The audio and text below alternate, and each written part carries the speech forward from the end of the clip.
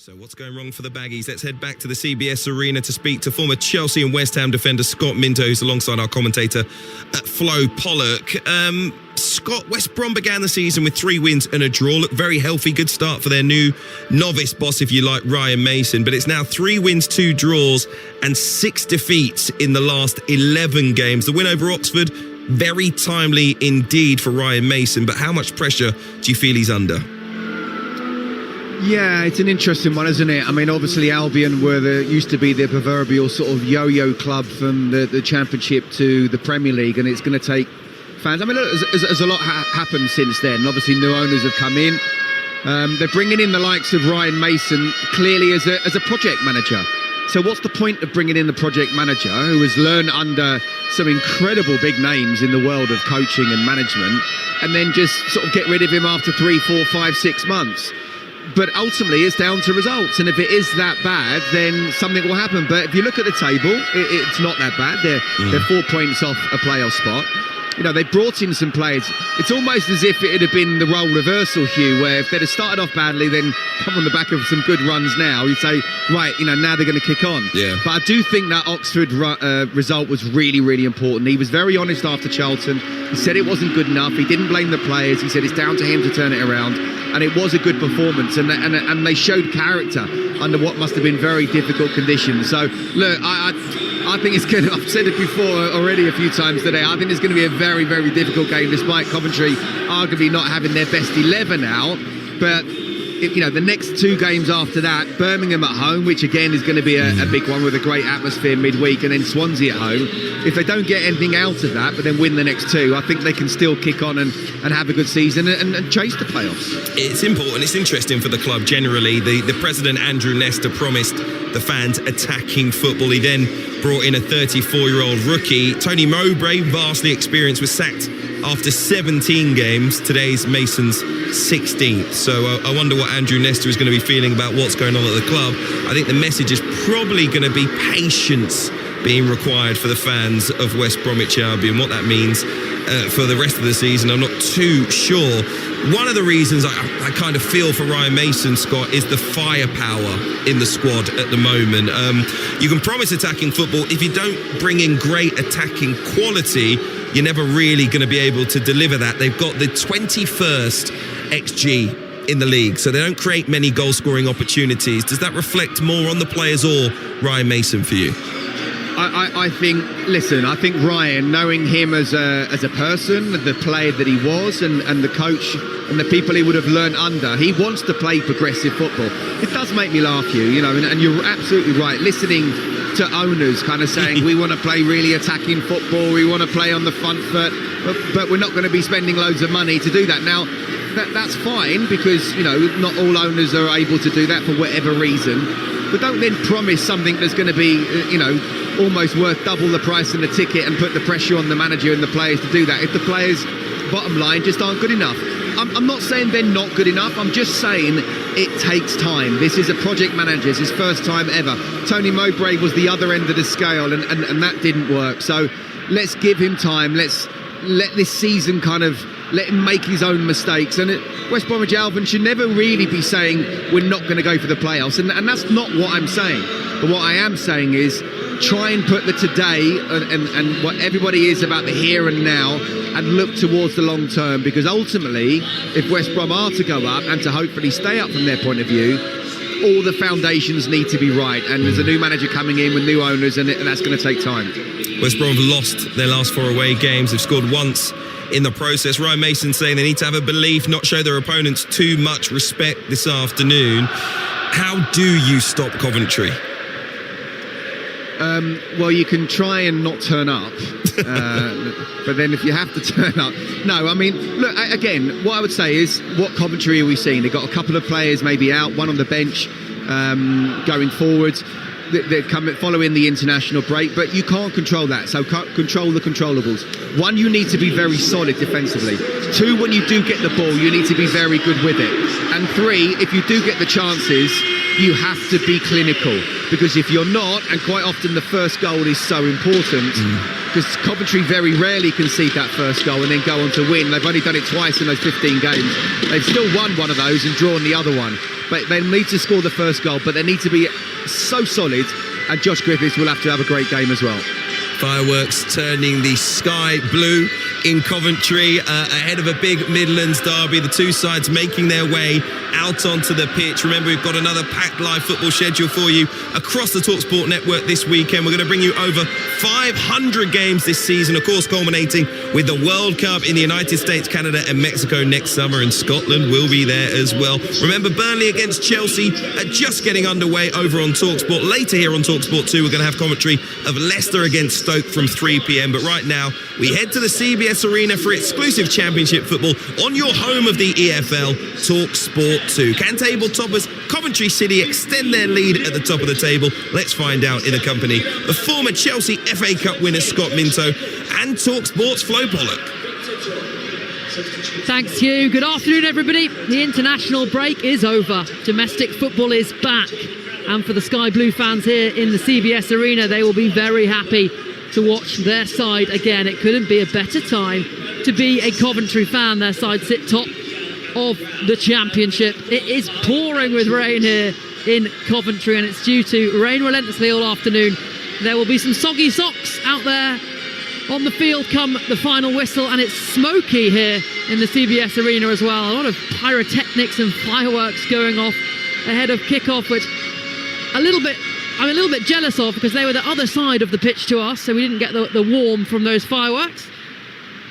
Nonetheless, me and Scott are here, and we are ready for this big game here in the championship, and it's a big crowd here at Coventry too as well, packed in to watch their side. West Brom in their third strip, all black shirts and shorts and the white socks, and Coventry in sky blue.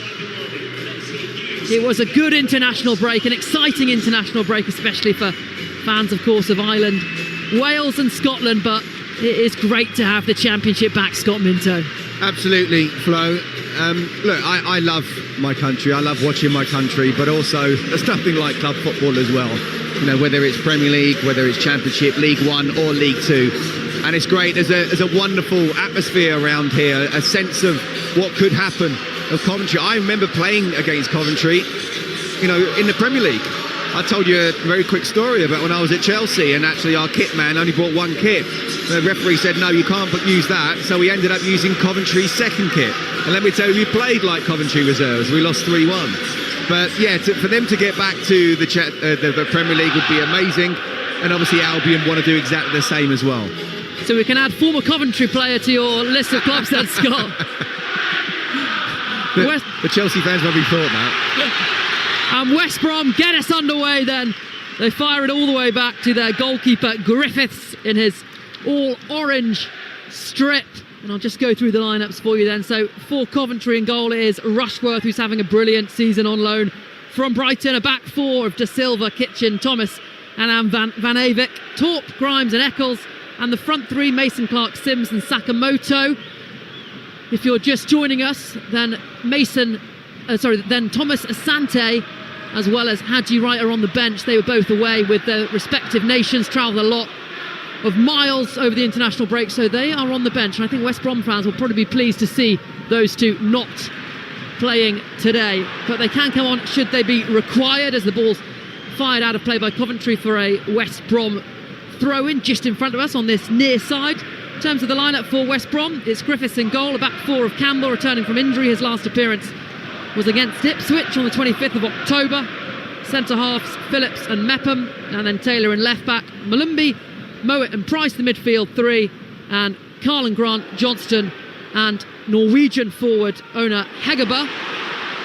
As Mason Clark picks up the ball on the left-hand side, that's why there's a big roar from the Coventry fans. He of course scored that brilliant goal against Stoke before the international break, but it's one back, and West Brom will now try and bring the ball forward with Grant. Still going, Grant unchallenged, plays it out to the left hand side, ball's lifted into the penalty area, headed clear, breaks on the box though, and the volley is a bit of a wild one from Johnston. Well, it's been a good start from Albion, hasn't it? They've put Coventry on the back foot. They're looking to get down the left. The cross came in. It was a decent first touch from Mikey Johnson, but he couldn't quite get it down, and that in the end resulted in the shot. But to be fair, Coventry obviously trying to get on the front foot themselves, but Albion look like they're not just come here to defend. They want to try and do the same, and also trying to press as well. With Carl Rushworth having the goal kicks, the Coventry looking to go long. 7 clean sheets for Carl Rushworth so far in goal for Coventry. That's the most of any goalkeeper in the division, as Coventry have the ball just inside their own half on the right hand side with Van Avik. 5 assists for him so far, and that back four of Coventry has been brilliant. When a couple of them, in fact 3 of them, were missing against Wrexham, that's the only game where Coventry lost.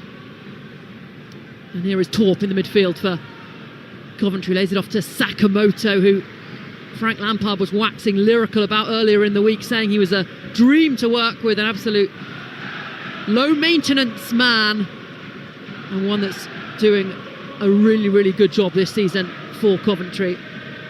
Yeah, he's going to be one of those players that, well, he's already stepped up, but with Thomas Asante being on the bench and Hadji Wright being out, he will need to show his class and somehow find a way to break this Albion defence down. And here is the Japanese forward Sakamoto edging towards the edge of the box, whipping a good ball in and headed clear by Campbell before it could reach Mason Clark. Ball's put back in again it's blocked this time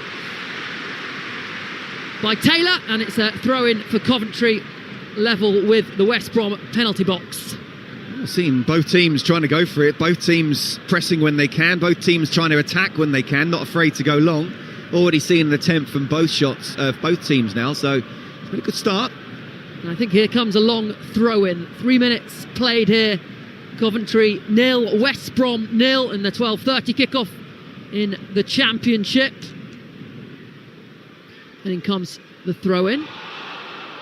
Bit of pulling and pushing, and then it's hooked away, but the ball had gone out, and it will be a corner for Coventry. First corner of the game then.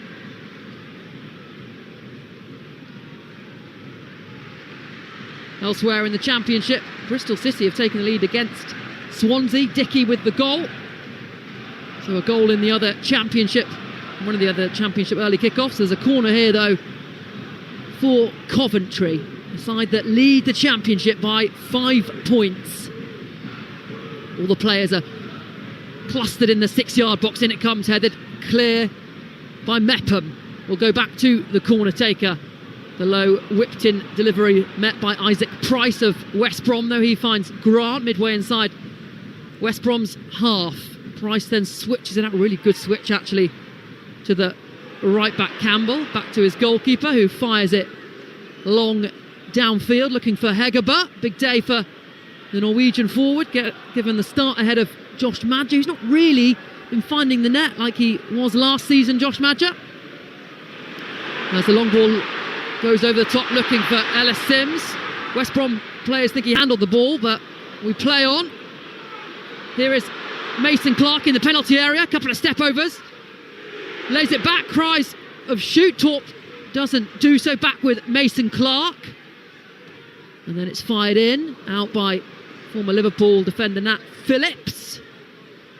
Good moment of pressure this from Coventry. 0-0, 5 minutes played here on Talksport 2 in the Championship. All the players bar the Coventry goalkeeper in the West Brom half. 4 blue shirts in the penalty box. Sakamoto lifts it in, it's blocked and will be carried out and away by Grant. Combines with Hegerbo and it's cleared. Really good clearance by Kitchen. That's going to be a great battle, isn't it, with Sakamoto up against Charlie Taylor. Charlie Taylor did really well, actually. I talked about how work has been on the training ground and Mason Clark not just coming inside all the time, the ability to go outside. Sakamoto on his left foot, down the right-hand side. He's quite happy to do just that. So as a fullback, it is a nightmare. You're thinking, is he going to cross it? Which he did just a couple of minutes ago. He feinted to cross, came back down the line, and Charlie Taylor stopped the cross. It's back with goalkeeper Griffiths. He finds Phillips, a really experienced back line for West Brom. Phillips and Mepham both have Premier League experience. Of course, Taylor and Campbell, the fullbacks, as Coventry win it back. Out it goes to Van Avik.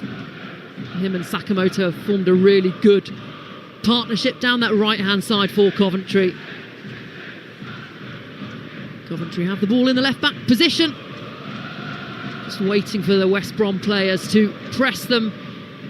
West Brom back four. Just 10 yards inside their own half, so a relatively high line as it goes up to Ellis Sims. He knocks it back to Sakamoto, who finds Mason Clark. Brilliant touch from Clark, steps in field. There's a forward ball and it is intercepted by Campbell and hooked forward by Nat Phillips. Now they're back up to Sims, but it's won by Chris Mepham, who makes his 200th career league appearance this afternoon, the Welsh international. As the ball rebounds off Hegerberg, the big Norwegian striker for West Brom, and goes out for a Coventry throw-in. Yeah, I think if, and Hugh asked me how Albion going to get anything out of this, I think that back four, the experience that they've got, Charlie Taylor, Chris Mepham, Nat Phillips, and obviously George Campbell, predominantly a centre-half, but playing right back when he gets into the first team. I think they're going to have an absolutely fantastic game, be as solid as possible. To be fair, I think Albion have started really well. It's not as if Coventry have created loads of chances. One cross from Sakamoto that was well defended against. You could argue that Albion have had the best chance so far, although it's probably just a half chance for Mikey Johnson, but positive for them so far. Still goalless, 8 minutes played here on Talksport 2 in the CBS Arena. The weather is miserable. It's sloshing down the rain. It's not that nice. You've got a wet leg from the table that was leaking on you earlier. Yes, I was talking to Hugh. Suddenly thought, why is my leg wet? And then looked down as a leaky table. West Brom win the ball high up into the penalty area. It goes across to Hegerberg, who meets it and slides it in. West Brom take the lead. Brilliant combination down that right-hand side. The ball in from Johnston, finished off by Hegerberg. Coventry 0, West Brom 1. Well.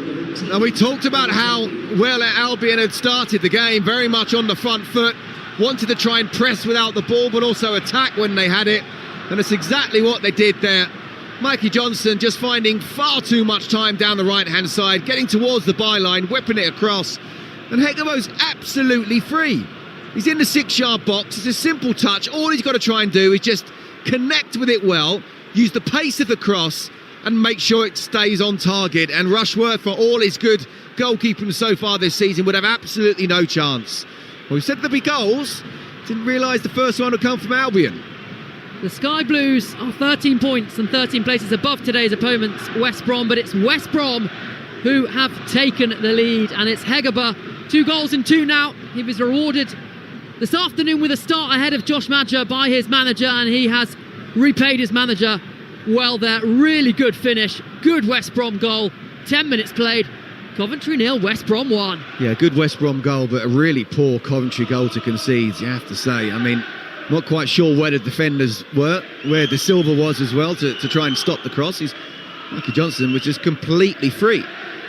But, you know, whatever you say, if a team is to go up, especially at home, they need to show character, and Coventry have done that so far. Obviously, back-to-back victories since their only defeat so far this season against Wrexham. They're going to have to come from 1-0 down against a very well-organised Albion so far.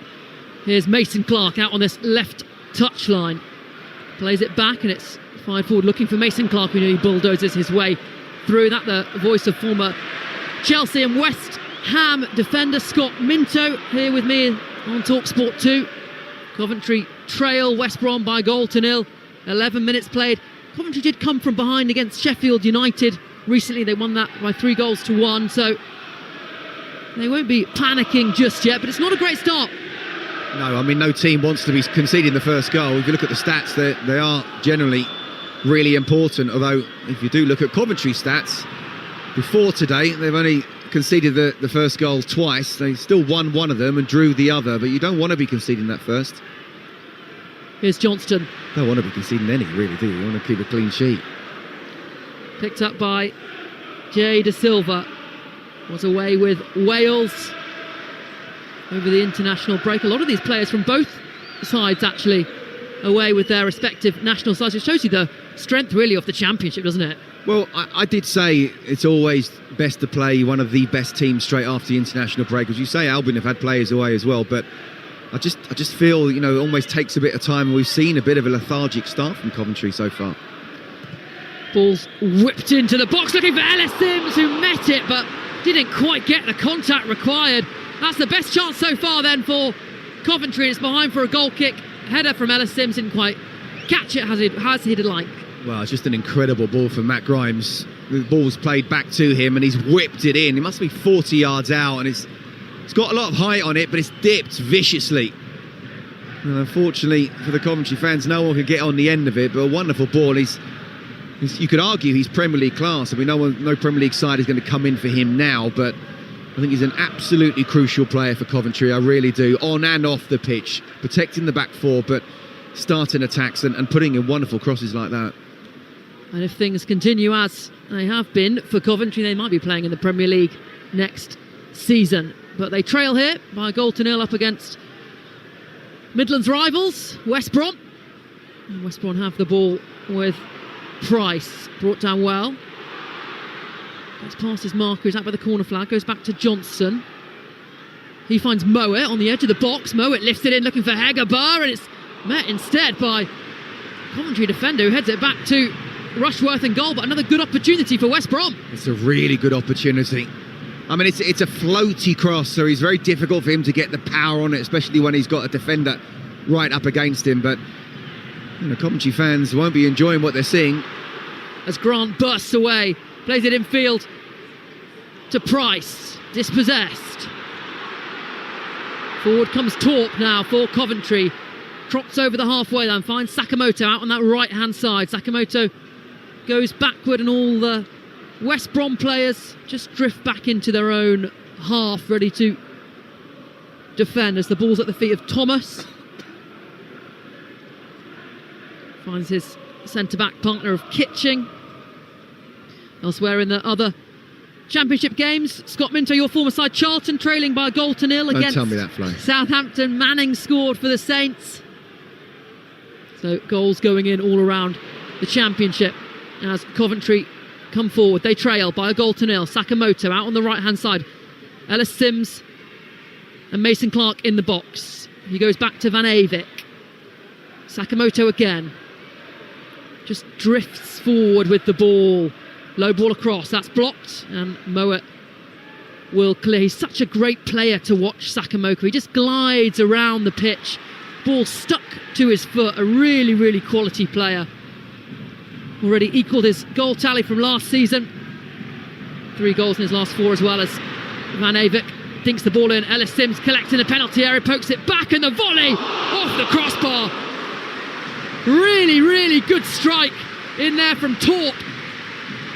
And Coventry trying to get back level, strike the bar on the quarter-hour mark. Yeah, Coventry getting down the right-hand side again, cutting the ball back. Ellis Sims, his first touch wasn't so good, but what he was able to do, with him not facing the goal, he's facing back to goal, was to lay the ball off to Victor Torp, who struck it first time. Great technique, not quite able to keep the ball down, and it flicked the bar. I have to say, Josh Griffiths was beaten. It was a great strike, but much better from Coventry, their best chance so far. West Brom leading by a 0-0. In fact, Coventry have only won 2 of the last 10 against West Brom. They've not got a great overall record. As Coventry have the ball back with Kitching. He's played every game this season, Kitchen, but he's 1 yellow card away from a suspension. Pitch is slick out there, the rain still coming down. Coventry fans a little quiet, their side behind, as West Brom pick it up with Mepham. His ball is given away, and here come Coventry. Shots blocked, but it was picked up by Mason Clark in the box. Flag is up against Mason Clark, though, and it will be a free kick in the penalty area for West Brom. A sloppy play from Albion there, and Chris Mepham. There's no point in trying to play a little 5-yard pass. You described it really well. This pitch is slick, and you can easily make a mistake on it, and weight of his pass wasn't good at all. Josh Eccles nipped in there. I thought Eccles actually should have played in Sims. He could have brought 2 players to him, laid it off to Sims. He would have had a shot on goal about 18 yards out in front of goal. And in the end, he had a shot himself. It was deflected. And therefore, Mason Clark was offside. But it's better from Coventry, but still been a very, very lethargic start in the first 15 minutes.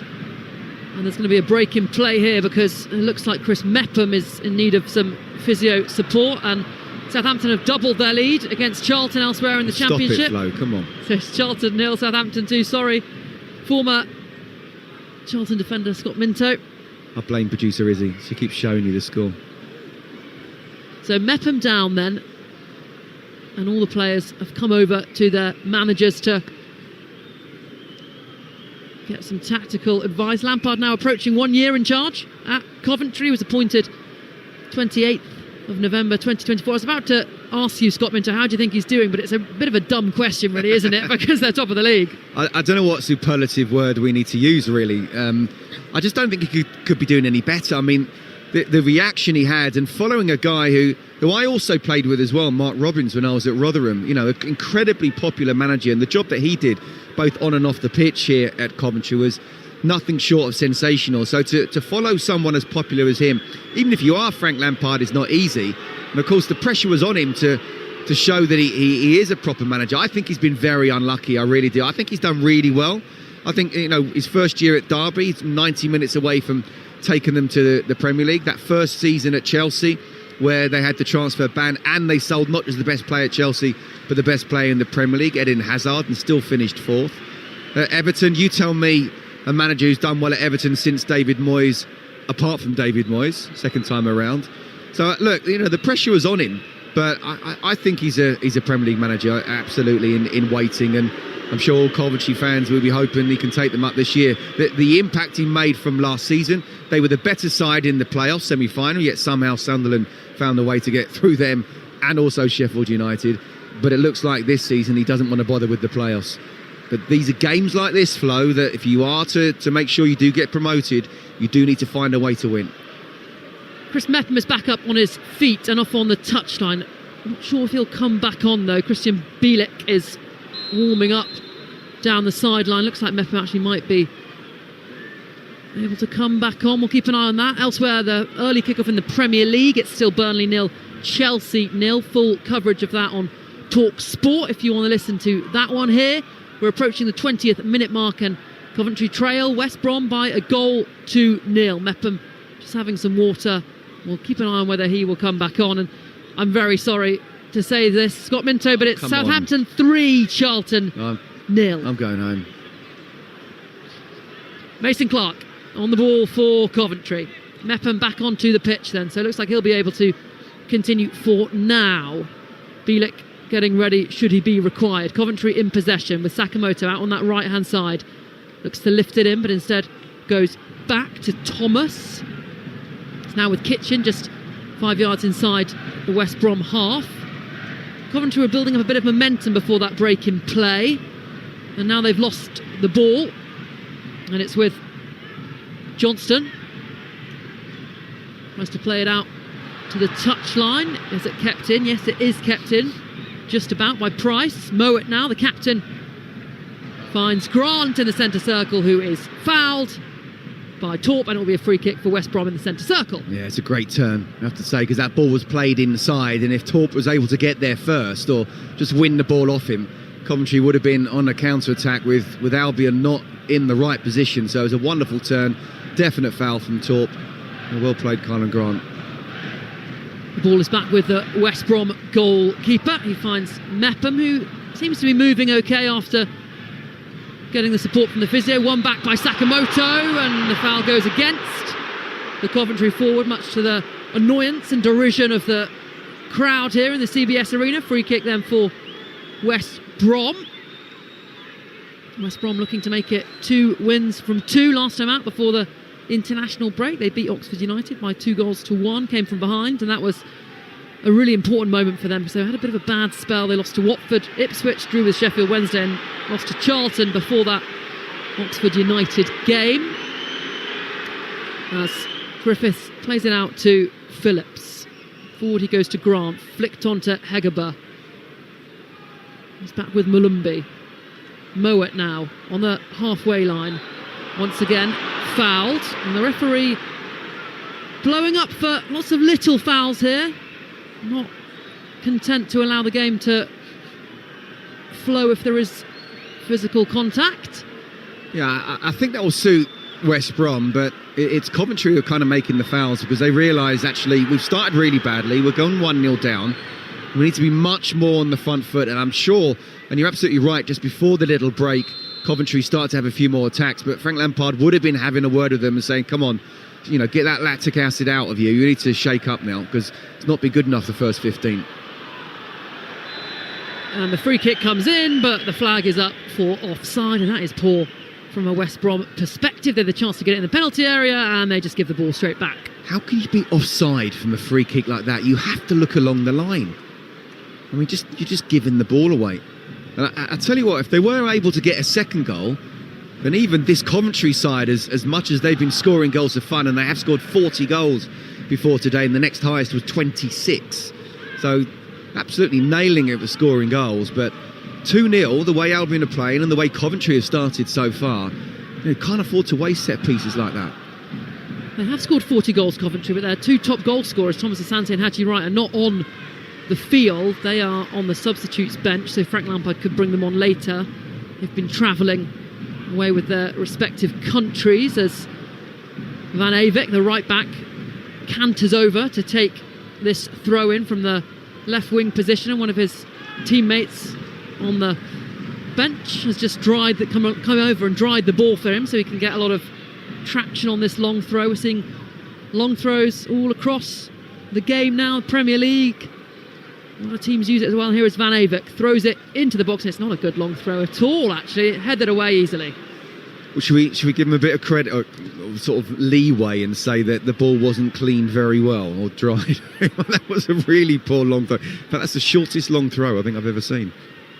More bad news for former Charlton defender Scott Minto. It is Southampton 4, Charlton 0. Finners out with the goal for the Saints. Nathan Jones having a tough time as forward come West Brom in the penalty area. The shot comes in, blocked by Rushworth. And then it's wide by Price. Really good chance for West Brom again. Yeah, and it's Jason Mulumby getting in the box and having a shot, and it's Rushworth sticking out a leg. If that had been a yard to the right of him, and I don't think he would have been able to reach it. And Albion, not only do they look really well organised defensively, but they look like they can open up Coventry almost at will. This is a really poor performance so far, and we can talk about Haji Wright, not even being on the bench, but Thomas Asante being on it. I'm sorry, these 11 are certainly good enough to be doing much better like this, and from a defensive point of view, there's no excuse at all. West Brom have the ball with their right back Campbell. Mason Clark trying to press him, and he knocks it forward infield. Coventry nearly win it back, and Mowat finds himself on the floor. Will be a free kick for West Brom just in front of their own penalty box. Just a really kind of bitty game, isn't it, that now suits Albion. And to be fair, it's not because of Albion. They're trying to get the ball down. They're passing the ball. It's Coventry who are giving away the fouls because they realise they've had a really poor start. But as I say, it's not as if West Brom are just trying to knock it long. 25 minutes played. Coventry 0, West Brom 1. Here on Talksport 2 in the Championship. Campbell and Mason Clark just wrestling each other for the ball, but Coventry get it back and all the way out to their right back, Van Avik. That would be a good arm wrestle, those two, wouldn't it? It really would. I think Campbell might come out the best of that, though, the bigger man. Out it goes to Sakamoto. Sky blue shirts in the penalty area. Combines with Van Avik. Beautiful little ball across. Van Avik's ball blocked behind for a Coventry corner. But it's better. It's better.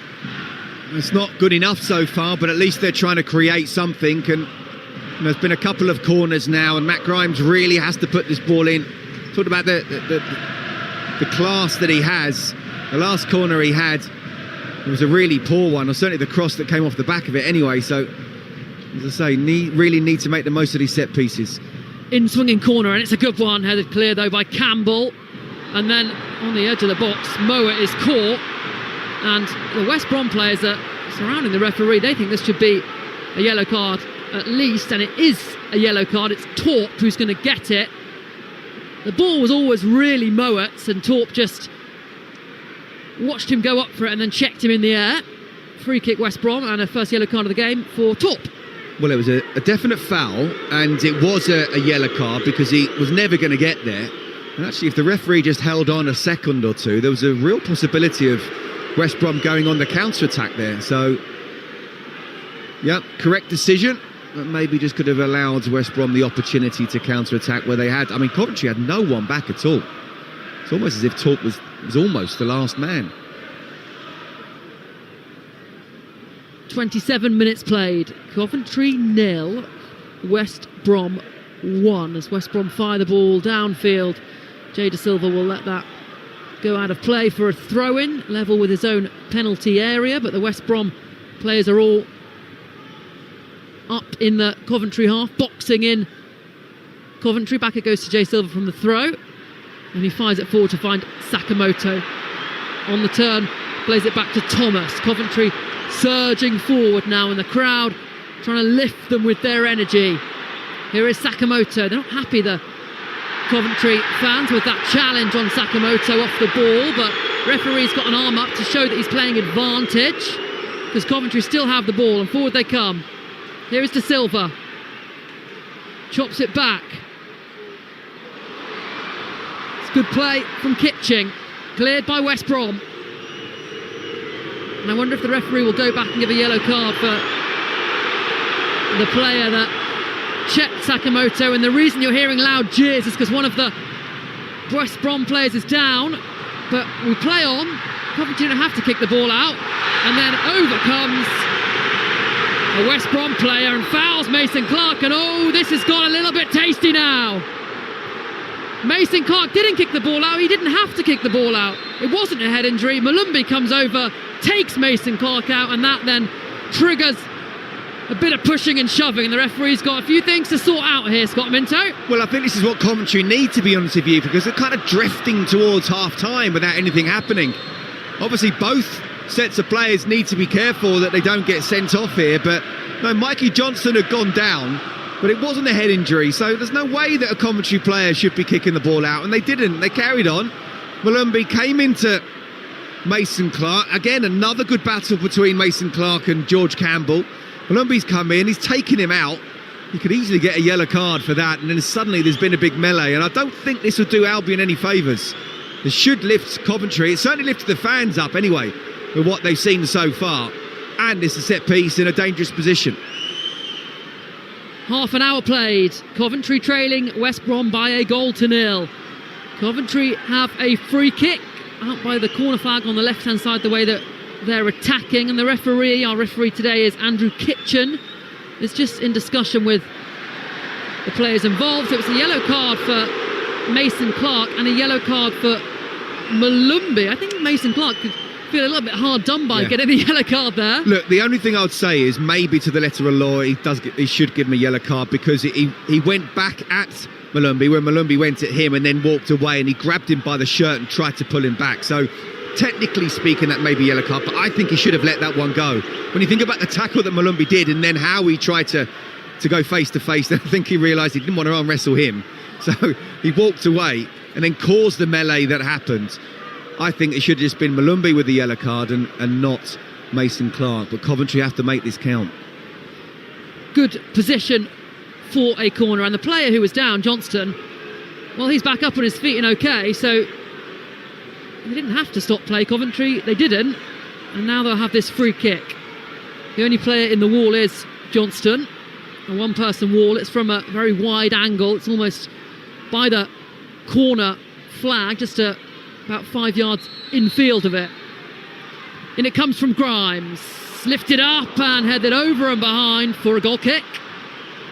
Well, it's a wonderful ball again. I talked about what a great left foot he's got. And it's almost like a corner. It's in that kind of position. It's sort of 2-3 yards further in. Keeper can't come out and is 6 yards out. And in the end, it's really good defending from the West Brom defenders to make sure that no one could get a clean header on it. Elsewhere in the Championship, Bristol City 2, Swansea 0 as West Brom come forward with Johnston into the penalty area. Ball across for Hegabo, met and in. And West Brom have a second. And it's almost a carbon copy of the first goal. Johnston with the assist, slides the ball across, and Ona Hegabo just got one touch on it, in off the post, past Rushmore, and it is Coventry 0, West Brom 2. Well, I absolutely did not see this coming. Despite a couple of the first choice up front for Coventry not starting, they've been really poor defensively. Again, how can there be so much space? And you're absolutely right, Flo. It was a carbon copy of the first goal. Mikey Johnston getting far too much time on the right, whips the ball in. Great run from Hegabo. How is he completely free? And again, Rushworth, no chance whatsoever. I spoke about that second goal and how important that is. Wow, what a Coventry got today. I mean, look, we've still got an hour's worth of football. The way we've seen the first half an hour, Frank Lampard needs to do something special. I'm not sure too much what he can do, apart from he might wait till half-time and make some changes, 2, possibly even 3, but the players themselves had to take responsibility. It's been the worst performance so far this season for sure. League leaders Coventry trailing West Brom by 2-0. 33 minutes played here at the CBS Arena. Not the result everyone was expecting. Remember that Coventry have only lost once so far in the Championship, and that was away at Wrexham when they had 3 of their first choice back line out as well. So this would be quite an interesting result, and one which would be very pleasing to the West Brom manager Ryan Mason. He's set his side up really well. Coventry in possession with Thomas.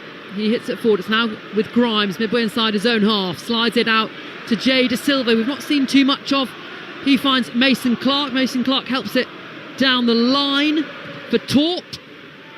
But West Brom clear. Ryan Mason on the edge of his technical area, applauding his side. Frank Lampard got his arms folded. Looks a little bit unsure about what he's seeing from his side. Mason Clark brings it down, edge of the box, dinks it up looking for Ellis Sims. Sakamoto heads it at goal, and it's saved well by Griffiths. Sakamoto, one of the shortest players on the pitch, but rising high, is there to get the header. Yeah, he's about a foot smaller than Charlie Taylor, and Charlie Taylor was saying, referee's pushed me. But in the end, I mean, it was good play from Mason Clark, just getting that half a yard past George Campbell. He found it really difficult against the centre-half playing right back today. But he did get the cross in. Decent header from Sakamoto, but it was a simple save in the end. 10 minutes to go till half-time. Coventry 0, West Brom 2. Later today, 3 p.m, we've got Leicester Stoke. Talksport 2 exclusive. That's a 3 p.m. kickoff. We've got more Championship action tomorrow as well. The Steel City Derby. It's a midday kickoff on Talksport 2 as Sheffield Wednesday take on Sheffield United. As Mason Clark has the ball here for Coventry. Black shirts in front of him. He goes all the way back. Kitching thinks it in, out by Mowat. Comes back to Van Avaak. Prods it into the path of Sakamoto on the edge of the box from a wide position. Back to Van Avaak. He plays it in. Ellis Sims was there, but met instead by Nat Phillips behind for a Coventry corner. You know what West Brom are doing really well when the ball does get out wide, and it's actually after the first initial 5 minutes where Sakamoto was getting the ball, it's more so Mason Clark. They're doubling up. I mean, George Campbell, when he is a one-on-one, he's using his physicality really well against Mason Clark, but they're doubling up and he's finding it difficult. Shape to go inside, come back outside. There's still another West Brom player there. In swinging corner from Grimes.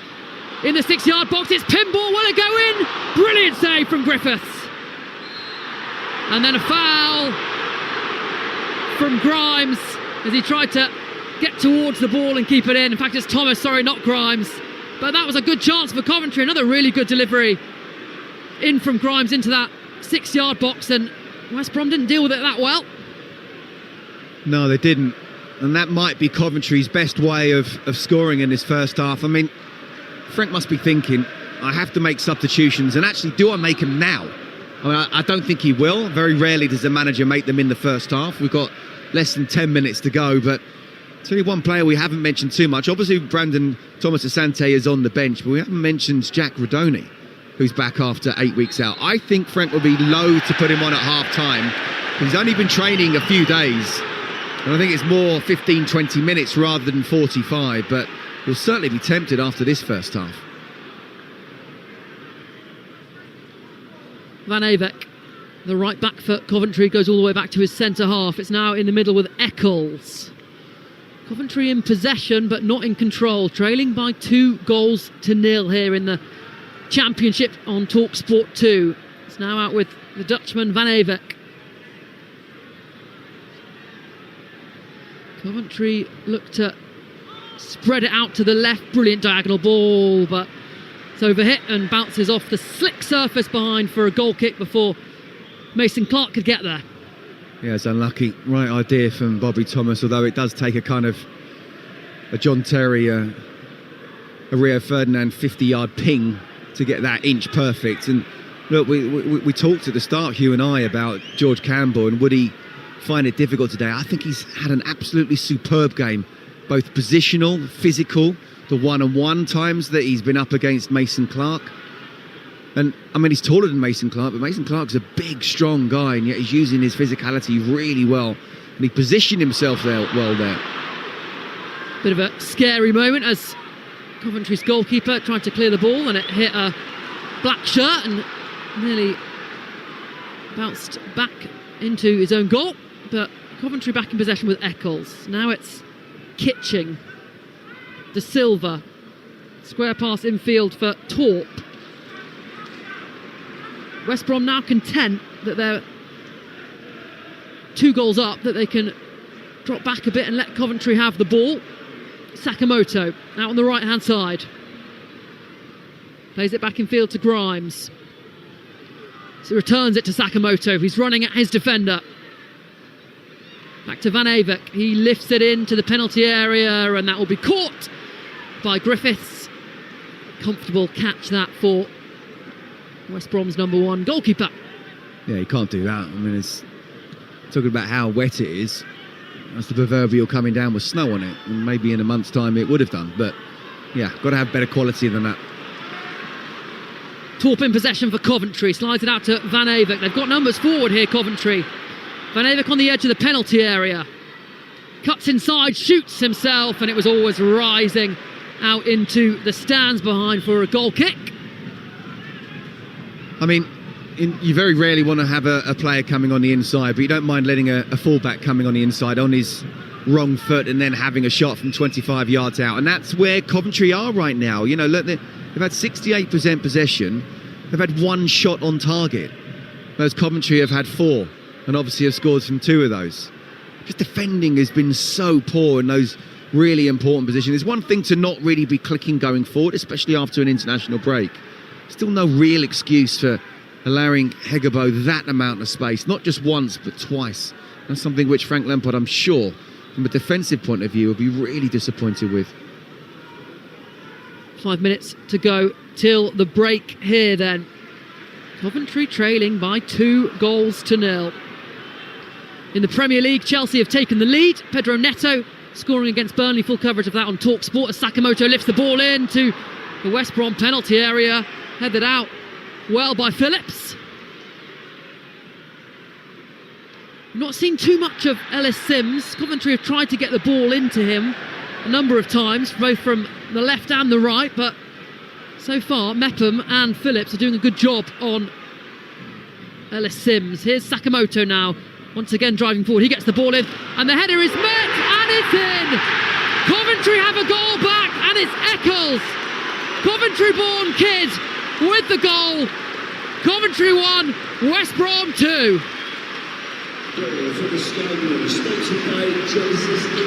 And that was brilliant play, and that's just exactly what Coventry needed. Just before half-time, I was just about to say Albion needed to somehow get to 2-0 at half-time, and they didn't. Great play down the right-hand side. And he's crossed it in. And what Eccles has done really cleverly is just held his run. He's just stopped. So actually, as Albion defenders are going back, he's just stood there. It's a free header, but it's still 13, 14 yards out. So it's a wonderful, powerful header. And now Coventry are back in the game. Another assist for Sakamoto it was on the right-hand side, who whipped it in. Do you know what? He did really well, and that's what I was talking about with Mason Clark, about how Coventry and Lampard have tried to work on him to not just come inside, but go outside on his wrong foot. Sakamoto's happy to do that. Shapes across the ball, goes to the byline, crosses it with his right foot. And once you got to the byline, the Albion defenders have to drop back. And Josh Eccles, by just standing still, created a space. Still needed a really good, powerful and precise header. That's exactly what they got. Coventry with some defending to do now as there's a free kick. In it comes, flicked on by Hegebo, and it will be not seen out of play. Coventry do manage to clear downfield though, just about. That's Josh Eccles' first goal since Boxing Day.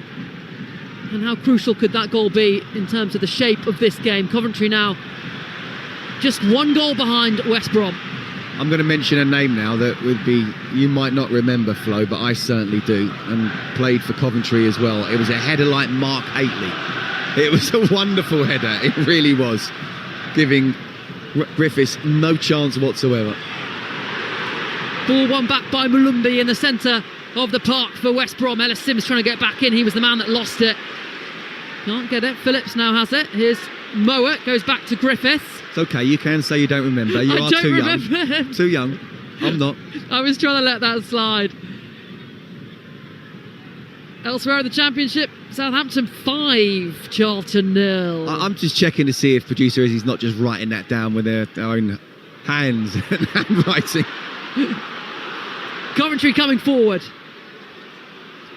Here's Eccles, the goal scorer, back to Van Avik. On the edge of the box and lets one loose, and he lets out a roar of frustration as he sees it fly out way over the top of the goal and behind for a goal kick. Yeah, do you know what? And it's the first time actually I've seen the Coventry fans really not happy. I think they've seen their team play really poorly. They've stuck with them. They've not got on top of them. They've got back into the game. And then there's a shot from 35 yards at an angle. It's like, well, I'm sorry, you're not going to score from there. And just a few fans in front of us jumping up, throwing their arms around. They realise even at 2-1, they've got away with this. It's going to be fascinating to see what Frank will do in terms of substitutions at half-time. In the final minute of the first 45, Coventry 1, West Brom 2 here on Talksport 2 at the voice of former Chelsea, Charlton, West Ham defender Scott Minto. Mason Clark picks it up, driving towards the penalty area, pushes away Campbell, but his ball back finds Jay De Silva, who finds Ellis Sims, pushed out by Griffiths. That would have been a good goal. Almost like an acrobatic scissor kick. Sakamoto keeps it alive. Out by the corner flag, out on the far side. It's back with Kitching. Now it's with Torp. Coventry trying to sustain this attack. Sakamoto again lifts it in off a black shirt behind for a corner, just as the fourth official put up the board to show 4 minutes of stoppage time at the end of the first half. Well, Albion have to hold out now if they were to concede just before half-time after playing so well and being superb from an organisation and tactical point of view, and yet still don't get into half-time leading, then that will be a massive blow for them and a massive boost for Coventry. In comes the in-swinging corner towards the back post, headed out by Phillips, fired back goalwards and off the line, collected by Van Avik. Coventry players have stayed forward. Here's Torp, corner of the box on the left-hand side. Plays it back to De Silva. He lifts it in towards Sakamoto. That's headed clear by Mepham. Collected by Grimes. Frank Lampard's Coventry pushing for a leveller right at the end of this first half. Grimes lifts it into the penalty area. That's headed clear by Campbell. Away further. And Coventry nick it back. They're really pushing here, Coventry. Mason Clark out on the left. Up against Campbell. Tries to go past his man. Good strength from Campbell, who then Slides in the penalty area. The Coventry fans want a penalty. Referee unmoved.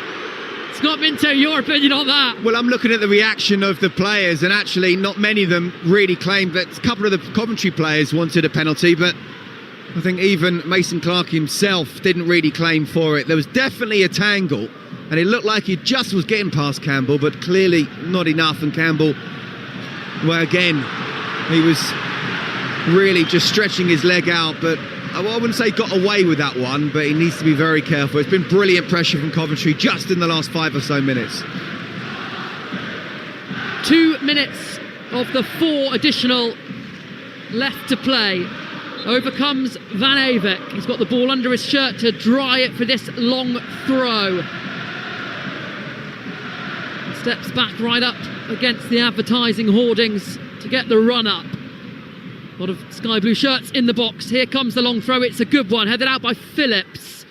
Grimes heads it back towards the penalty area again. It's cleared again. Grimes sends it back, and now it will be cleared by Taylor.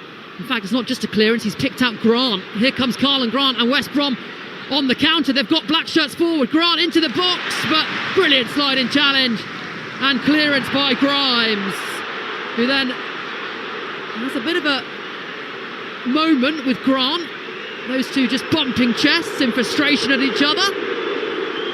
Well, first of all, it was a brilliant pass from Charlie Taylor, not just hoofing it down the pitch, but seeing Carlin Grant and the opportunity to get a counter-attack. Grant's running at Grimes. He tries to run him down the outside. He's inside the box, Grimes, so he needs to be careful on the tackle. Perfectly timed, and gets up, and yeah, there's a little bit of chest to chest. I don't mind this flow, I like it. A little bit of niggle. It's entertaining, it's exciting, it's the Championship, that's why we love it. Throw in for Coventry, level with their own penalty area. 20 seconds remaining. A few Coventry fans going out to get their half-time pint and pie, but most of them glued to their seats because it's been a really entertaining first half. Not one which Coventry would have wanted, their side trailing by 2-1. Listen, I don't mind a pint, but I'd take a Bovril over a pint right now. Very true. Griffiths fires the ball forward for West Brom. Mowat beaten in the air by Kitchen. And there is the half-time whistle then from our referee. A brilliant first half from a West Brom perspective. They took the lead on the 9th minute. Hegabo with the first-time finish. Ball across from Johnston. Almost a carbon copy of the goal they scored from the 9th minute on the 32nd minute to give them a 2-goal lead. Hegabo again with the finish. Coventry then woke up. Josh Eccles got a header on the 41st minute. Half-time score is Coventry 1, West Brom 2, and the Championship is so back, Scott Minto. Absolutely. Do you know what? I did not see this coming. I know, again, we talk about how Hadji Wright's not available and Thomas Asante's on the bench, but still I expected Coventry to be very much on the front foot. I did say with the international break, good time to play the top teams, and they looked lethargic in the first 20 minutes, and there's no doubt about it, West Brom took advantage of that. I thought the organisation from Ryan Mason was brilliant, and look, whatever happens here, unless they completely collapse, I think Ryan Mason can take a lot of credit from the way he's lined his side up. There's only so much a manager can do, and I say the same with Frank Lampard, but what I would say is I don't expect any changes from Albion at half-time, despite them coming back into the game, Coventry, and very nearly equalising as well before half-time. I do expect to see some changes from Coventry. Half-time score, Coventry 1, West Brom 2. The cat very much amongst the pigeons. Not expecting that. We did say there would be goals. We weren't expecting them all to come from West Brom early on at least. Ona Hegabo with a double. Expected goals, 1.25 for Coventry, but they're edged by West Brom, who are on 1.68. Cov have had 67% possession, 11 shots, 4 of those on target, 6 shots, 4 on target for West Bromwich Albion, but they've had 3 big chances to Coventry's 2. All in all, those stats make up for a very entertaining first half at the CBS Arena. And Ryan Mason, Scott, had said to his players, said in his pre-match comments, not to show too much respect coming away to the leaders, and they certainly didn't, especially Erna Hegerberg, all of the industry, all of the hard work we expected, and not once but 2 occasions where he got his rewards feeding off some pretty basic errors in that Coventry defence. What did you make of his double? Yeah, look, I just want to touch on what you said first of all, because I totally agree with you. West Brom started the game really well. They were the better side. And it wasn't just trying to be on the front foot with the ball, but they were trying to press high without it. So, and Coventry just looked half a yard short. They looked like they were back from an international break. They looked like they were lethargic. So, for West Brom to go a goal up, wasn't against the run of play as early as it was, but for Coventry to concede 2 goals and in the same manner, I mean, that's just not good enough. The first goal was bad enough, but to allow Mikey Johnson so much time down the right-hand side to get to the byline and to whip the ball across. And as you say, Hegerbar, I mean, look, let's give him a lot of credit because that's what strikers need to do. They've got to get themselves into the right position. It looks a simple finish, and in many ways it is. But you got to read the run. You got to get that half a yard. It wasn't even half a yard. I don't even know how many yards. It was all about the timing. Both of the goals were all about the timing. He ran from deep, almost the familiarity that we'd actually see a midfield player make, where they're kind of not picked up from midfield and they just get to the other side of the defensive line as the ball is delivered. It makes it look like they were unmarked and in an ocean of space, but actually he was the forward player running at a backtracking Coventry defence. The defensive line for the second goal was all over the place, a real dogleg, and the first one, obviously, Jay Da Silva will not want to see again. But so many times, Scott, you mention it, a centre forward who wants to pull to the back post, move away from where goals are scored, which is in the width of the goal. Yeah, absolutely. I say between the sticks. Yeah. And the top strikers, the goal scorers, the born goal scorers. Not many of those around anymore, Hugh. Everyone wants to be a number 10 or an inverted winger, don't they? Whereas back in my day, people wanted to be, if it couldn't be a left back, then it'd be a goal scoring striker. That's obvious. I say that tongue in cheek, of course. But yes, that's what a goal scorer does. And if you get between the sticks and you stay between the sticks, and we had that conversation, didn't we, about how tough it might be for him at the start of the game, and he might not get many touches. Well, I tell you what, 2 of his touches have been pretty decent. Big moment came for Coventry, though, on 40 minutes, and that is the goal from Josh Eccles, because there had been a half-decent Coventry response. They were probing, but you felt they needed the goal to really change the kind of confidence levels, both of them, but of their opposition as well. Could that be a big moment in the game? Massive moment. And it's almost as if Frank Lampard wouldn't have wanted half-time to come, because the momentum and the psychology of the game completely changed with that header. Again, we've got to mention Sakamoto. Brilliant play down the right-hand side. Happy to go down the right and then cross with his supposed wrong foot. Well, I tell you what, that was a great cross if that was his wrong foot. And Josh Eccles, what it does, Hugh, is when someone gets to the byline, the rest of the opposition defence have to drop off. So someone like Josh Eccles was very clever there. Obviously, you want the striker to go in and see if there's a ball whipped across in between the sort of corridor of the defenders and the goalkeeper. And then you want someone else just to hold their run and see if they can create some space by standing still. And that's exactly what Josh Eccles did. It was still a wonderful header. He had a lot to do, and I likened it to Mark Haitley. And bless Flo, she's far too young to remember Mark Haitley, but I certainly do. A wonderful striker who started off certainly had a time at Coventry as well before playing for some big clubs as well as massive clubs as well as his country.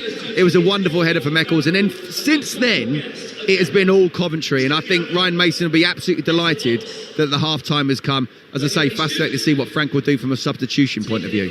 Yeah, very much stick or twist for both managers, Ryan Mason and Frank Lampard, with things to ponder at the break, but rather against the odds, Coventry trailing by 2-1 against West Bromwich Albion. We'll be back with the CBS Arena and Scott Minto and Flo Pollock very shortly indeed. Just to bring you up to date with the other scores, over on Talksport, currently Burnley 0, Chelsea 1. Pedro Neto with the goal on 37 minutes. A win would move the Blues up to second for now in the top flight. Here in the Championship, Bristol City have a 2-0 lead over Swansea at the break thanks to Dickey and Reese in the first half. Pretty much over at the Valley. Charlton 1, Southampton 5 at the break. Interim boss Tonda Eckert of Southampton looking like he's going to make it 3 wins out of 3. I'm sure there'll be more goals after the break. Lloyd Jones pulling one back for Charlton just before the break. Finazaz with a couple in the first half for Saints. In League 1, goalless between Port Vale and Plymouth Argyle towards the bottom. In League 2, Bradley Dack has levelled for Gillingham against Barnet right on the stroke of half-time. Callum Stead had put the visitors in front. And it's Harrogate 0, Walsall 1, thanks to Daniel Carnu, also in League 2. Remember to use the Talksport app. You can move between the live Premier League commentary and us here at Coventry. The second half at the CBS Arena coming up shortly. Our 3 p.m. game in the Championship will see Leicester City take on Stoke City. But at the break, Josh Eccles has given a lifeline to the leaders. Still plenty of work to do. Coventry 1, West Brom 2. Every emotion and total devotion. It's game on. This is Talksport 2. Talksport 2 is your dynamic destination for all the latest sporting action, featuring live commentary of all the biggest events, including football, PGA golf, horse racing, Premiership rugby, cricket, boxing, and all the big-hitting drama of the NFL. Touchdown! Plus, Talksport 2's official betting partner, William Hill, is always on hand with the insight and in-depth analysis you need. Talksport 2 with official betting partner, William Hill. 18+, gambleaware.org. This is Josh. Josh is happy. He's just bought a brand spanking new TV. What he doesn't know is he could have bought a premium TV without spending a fortune.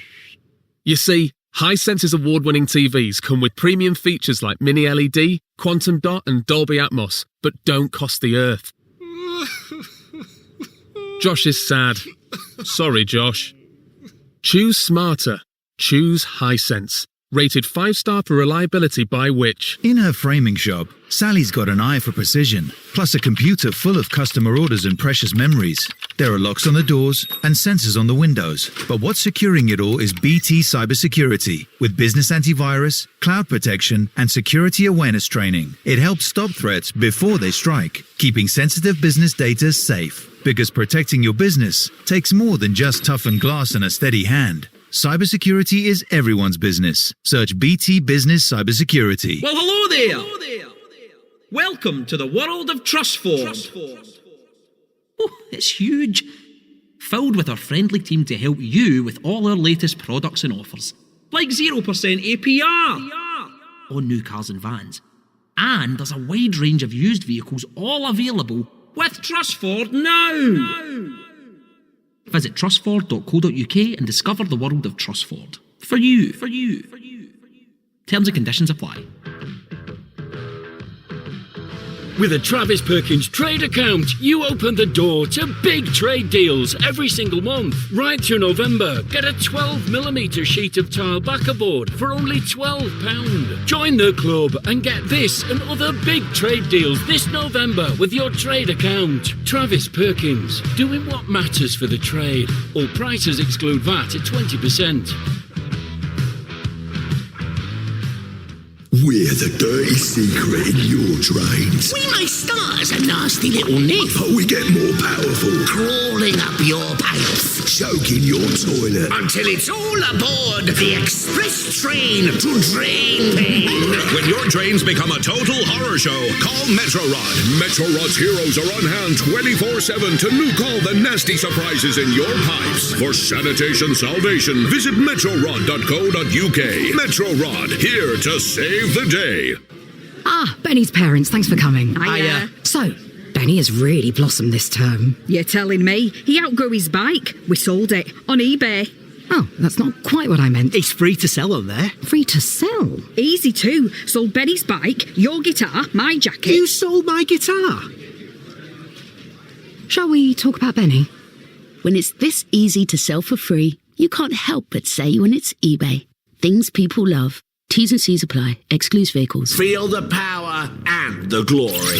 It's goal time. And he scored, it's a brilliant goal! Fired up and raring to go. EFL Live. On Talksport 2. But Tabu's there, right edge of the area, onto the right foot, pulls it across, and it's turned in! Aaron Ramsey! Drilled in by Cresswell, it's a header by Lawal, and it will drop in! A looping header that's dropped into the top left corner of the goal. You're listening to EFL Game Day live here on Talksport 2. We'll head back to the CBS Arena for Coventry 1, West Brom 2 very shortly indeed. But let's look ahead to our 3 p.m. offering, Leicester City versus Stoke City, and a few undercurrents in this one to delve into with former Arsenal double title winner Perry Groves, who's alongside Ian Danter for Coventry. Good afternoon, gentlemen. Hello, Hugh. How are you? I'm very well indeed. Looking forward to it. Ian, it feels like a big game, doesn't it? Especially for the supporters of Leicester City. I feel like their mood might determine how this afternoon goes for the team. Yes, there's an awful lot of uncertainty around here. The FA, or the Premier League charges against PSR, irregularities against Leicester will start to be heard next week. We don't know how long that will last, but I think there's a feeling of an inevitability almost, Hugh, amongst supporters that there's going to be some sort of sanction, a points deduction issued Leicester's way. So I think there's a feeling, can we just get it over with? Can we just find out for sure what's happening? Because this, in truth, has been hanging over Leicester for 2 or 3 years now before we've got to this point. So in amongst that, with the fact that they've not been able to do much in the transfer market following relegations, they try and get things right from an accounting point of view, then they've been struggling to get regular results. No back-to-back wins since August, Hugh, so that's a big problem for Martí Cifuentes to try to solve. We'll see if the pressure grows this afternoon. He'll be looking for a big win, Perry, against a team that have been flying in the shape of Stoke City. I feel like this period can define whether we can almost feel like Stoke are going to press home a stake for the top 2 between here and January, or if they might fall into the group that's more in a hunt for a playoff spot. Ipswich and Borough are kind of the other teams that I'm thinking of like that. Can they actually push themselves into that picture of being automatic promotion? Do you feel like Mark Robins' side are going to be that? They've been very consistent away from home, especially, Hugh, haven't they? I mean, they conceded the least goals in the Championship in 10 and only conceded 5 away from home. And I'm looking forward to see Mubamba play up front, because he got his 2 goals for England under-21s against Slovakia in midweek, and it's 5 goals in 5 games for the under-21s. And you just like to see exciting young talent, and I think obviously Mark Robins, obviously his manager, was a centre forward himself, so it's great to have someone who knows sort of that role. Also, it's going to be a big miss today for Stoke for Lewis Baker. Looks like he's out injured, and he's one who gets it to tick along in midfield with Pearson. I'm talking about stability and having synchronicity. At Stoke, it seems like that at the moment. If you go from the owner, John Coates, down to John Walters, who's obviously the sporting director, Mark Robins has just signed a new 3.5-year deal with all of his coaching staff. So there seems to be a togetherness at Stoke, where at the moment at Leicester, and you said about Martí Cifuentes, I'm a bit of a nerd. I always read the manager's notes, and he was very big in his notes about how brilliant the Leicester fans were at Norwich and how they need them here at the King Power, where everybody's together and their positivity from the fans can then inspire the players. But as Dancer said, if Leicester concede first, it could get, shall we say, very interesting. Very interesting indeed. Gentlemen, we're going to catch up some more before the start of the game at the King Power. 3 p.m. start between Leicester and Stoke. Changes afoot at the CBS Arena. So let's head back to your Coventry team. Coventry 1, West Brom 2. The former Chelsea FA Cup winner, Scott Minto, is alongside Talksport's Flo Pollock. Thank you, Hugh. Yes, changes are afoot. We were expecting changes from Frank Lampard, seeing as his side are behind, but that is not where the changes come. Instead, it's West Brom who make the change. Johnston coming off for Illing Jr., so a straight swap there for West Brom as we are back underway here then on Talksport 2. The league leaders Coventry trailing West Brom by 2 goals to 1. One change then made, and it's for West Brom. But forward come Coventry from the get-go. It's back with Van Avik up to Ellis Sims, who heads it down looking for Torp, and Moet will get it back under control for West Brom, and our vision's a little bit impaired as all the fans come back from their half-time refreshments. But Coventry in possession with Grimes. And I won't go to Scott Minto yet because he's just putting his gloves on. No, you can come to me anytime you want, Flo. Big second half this then for Frank Lampard and Coventry. Yeah, I mean, look, on the West Brom substitution, I feel that was enforced. If you remember, Mikey Johnson was down. When it became that big melee quite soon after that, and he was limping all the way to half time. So I'm pretty sure that was an enforced one. For Coventry, I think if it had stayed 2-0 and Coventry hadn't looked attacking in any way like they hadn't in the first half an hour, I would imagine Frank would have made substitutions. The fact it went to 2-1 and looked as if they could go and get the equaliser before half time, then maybe he's giving them another 10-15 minutes. Here is the West Brom sub, Illing Jr. on loan from Aston Villa. Does well to get past quite a few players. Lays it off. Here come West Brom with Moet. Malumbi now. West Brom have it on the left-hand side with Carlin Grant. Good spell of possession this from the away side. Moet slides it back into Grant on the edge of the box, but out on this left-hand side. In it comes, looking for Hegerber, who met it first time, but couldn't get it within the width of the goal, and it's behind for a goal kick for Coventry. Well, the last thing Coventry need is another Albion goal, and I think that will take the wind out of their sails. I'd imagine then straight away people would be taking their tracksuits off and coming on the pitch. You know, Coventry really need to start the second half how they finished the first, and it did look like flow, didn't it? That for all of Albion, how good they looked organisational wise and structurally, tactically, that actually they were kind of hanging on in there to half time to make sure they did go in at 2-1. They are in 2-1. It starts again. It's down to Coventry to reproduce the kind of form they were showing just in the last 5 or 10 minutes of that first half. They are unbeaten here at the CBS in the last 10 championship games. Coventry scoring 24 goals across those 10 games. Their unbeaten record at home in the championship is under threat here, up against West Brom, trailing by 2-1. West Brom, meanwhile, have actually been really poor on the road. They've lost the last 4 championship games ahead of this one, but looking good so far. Here is Illing Jr. You wouldn't believe it, would you? I mean, you look at the stats beforehand and you're thinking it's almost a guaranteed Coventry win, but this is what West Brom are capable of, and you know, this is why we say, look, just give the manager time, and I wouldn't judge him even on this game, even if they come away with all 3 points. Just give him time, and by that I probably mean a full season, because he's got to learn as well with new players, and you know, it's a different philosophy from West Bromwich Albion right now. Coventry in possession with their goalkeeper, who plays it in field to Grimes. Goes back to Kitching. Coventry in possession, but they are behind. And out comes the yellow card. And in fact, is that a second yellow card? Yes, it is. West Brom's Jason Malumbi is off. And that was a daft little challenge. Coventry had the ball, a pull of the shirt, just to slow Coventry's momentum, and the referee very quickly whipped out the yellow card. Malumbi had one from the first half for that silly challenge he did on Mason Clark, and he's off. West Brom down to 10, and that is a big boost for Coventry. It's a massive boost for Coventry, and what is Jason Malumbi thinking? I mean, he shouldn't have got involved in the first half that led to his first booking. And then just to pull him back, it's the other side of the pitch, and we've got no replays here. I would imagine it was a pull. Just a pull of the shirt. I mean, I'd have to kind of see it again, but if it was a pull of the shirt, then he deserves a second yellow, he deserves a sending off, and he deserves a fine for it. Coventry whipped the ball in, looking for Sims, met instead by Mepham, and it's nodded back to Griffiths, and that changes the whole complexion of the game now. West Brom leading by 2-1, but they've got 10 players, and against Coventry, in the kind of form they're in, with the players they've got and the goals they've been scoring, it's hard to see now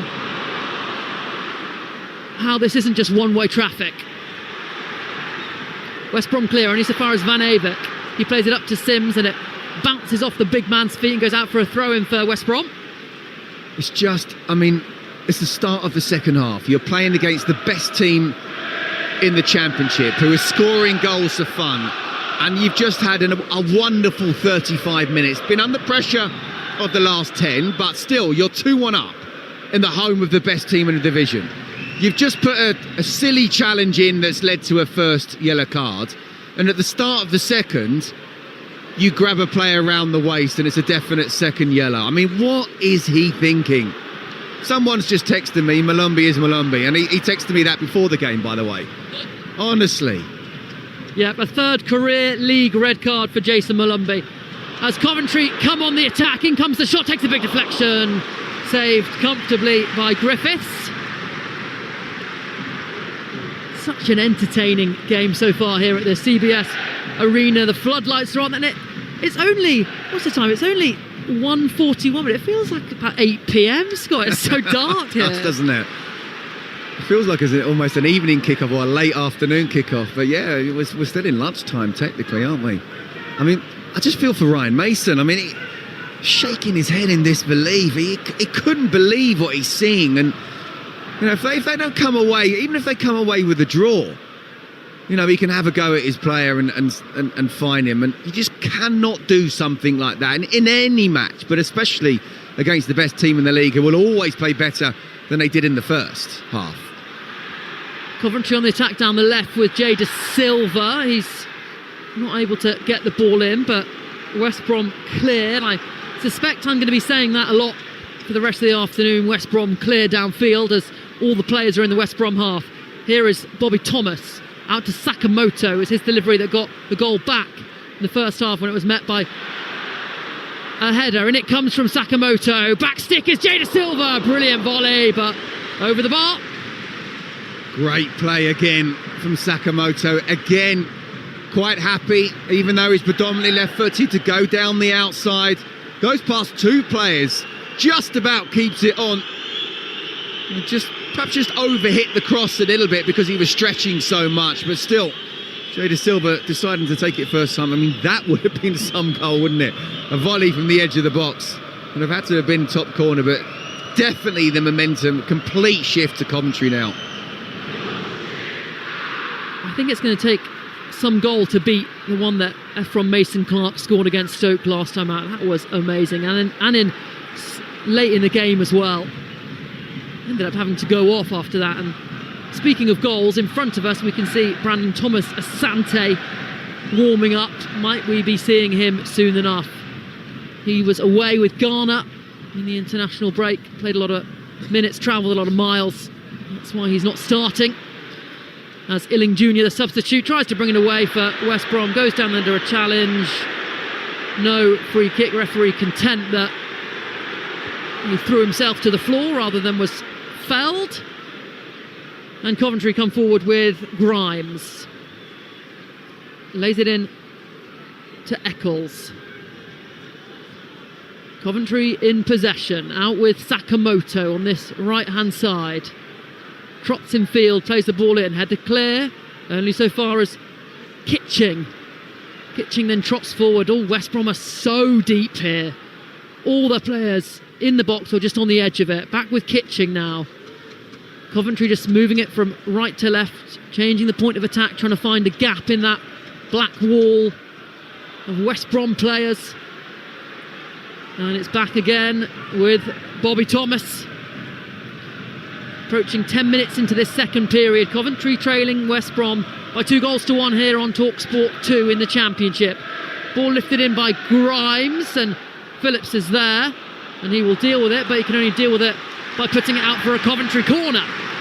Well, that's all Coventry can do, is just trying to keep on the pressure.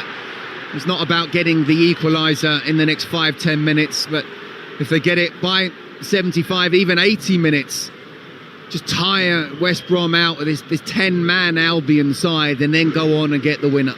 But if they do get that second goal pretty soon, then I would expect them to go on and get that winner.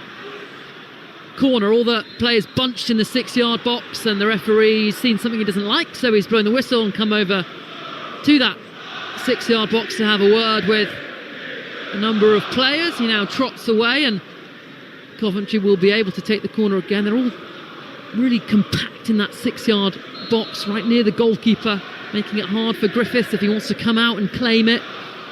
So in comes the corner, whipped in viciously, headed back by Thomas, cleared out. It was actually good goalkeeping initially from Griffiths to meet it, because that looked like it was whipping all the way in. Back now then with Grimes. He lifts it back into the penalty area, headed back across. Ellis Sims is there to nod it in and get Coventry level in this game. It was coming. Once West Brom went a player down, they were under pressure. The ball was being put back in the box time and time again. And up steps Ellis Sims, just his third goal of the season. Crucial goal though. Coventry 11, Coventry 2, West Brom 2. Well, I said there's no rush to get that equaliser, but why waste any time if you can get it as soon as possible?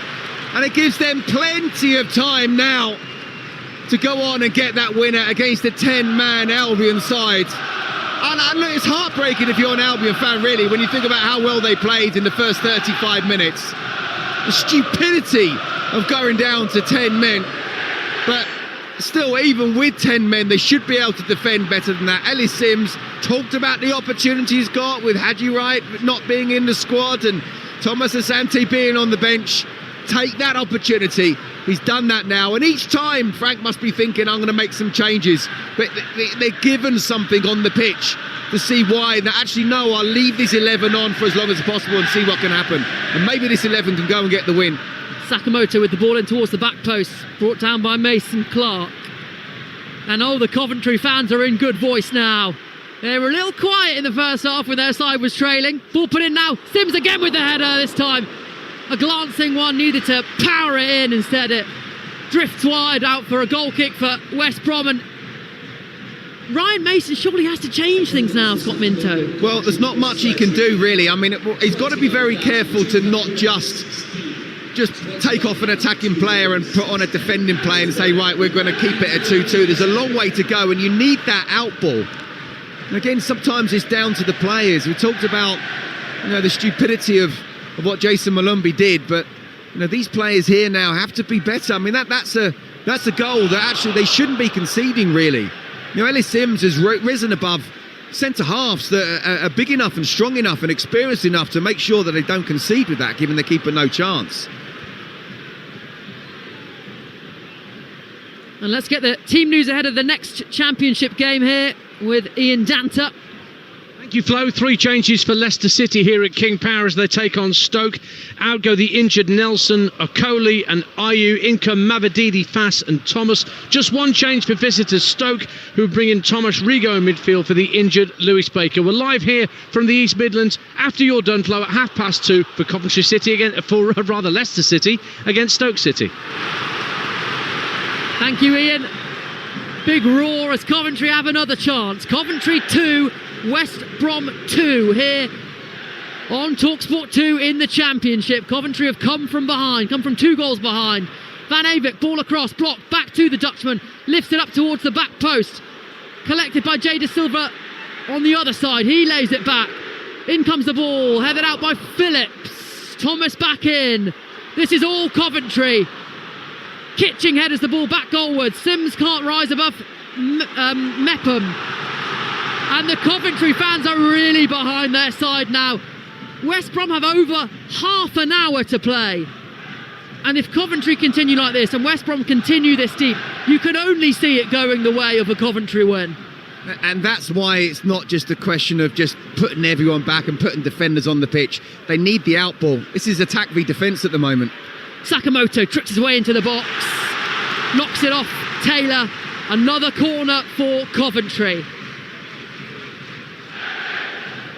42 goals Coventry have scored so far now. Then in the Championship, they're the kind of numbers that even if you concede goals, you will just win so many games. You will just rack up the points, and that is what Coventry have been doing. In comes the corner, another in-swinger. Ellis Sims jumps high, breaks to the box, volley, and in! Coventry are in front! And it's Victor Torp with the volley. It broke to him just inside the penalty area, smacked it down into the ground, in it bounced, off go the players to celebrate in the corner. Coventry 3, West Brom 2. Wow, what a turnaround, what a comeback. And we didn't see it happening, did we? When West Brom went 2-0 up, it wasn't as if Coventry were looking really good, creating chances. They weren't able to do that. And West Brom were just opening them up completely. That goal before half-time, for me, changed absolutely everything. And then leading towards half-time, you could see that Coventry felt they could go on and get the equaliser even in that first half. I'll say about the first goal changed everything. Also going down to 10 men. Jason Malumbi must be so embarrassed by his reactions at what he did, not just with the first yellow card, but especially the second. And that then gave the impetus even more so for Coventry. And look, I said if they can get to 2-2, they'll go and get the win.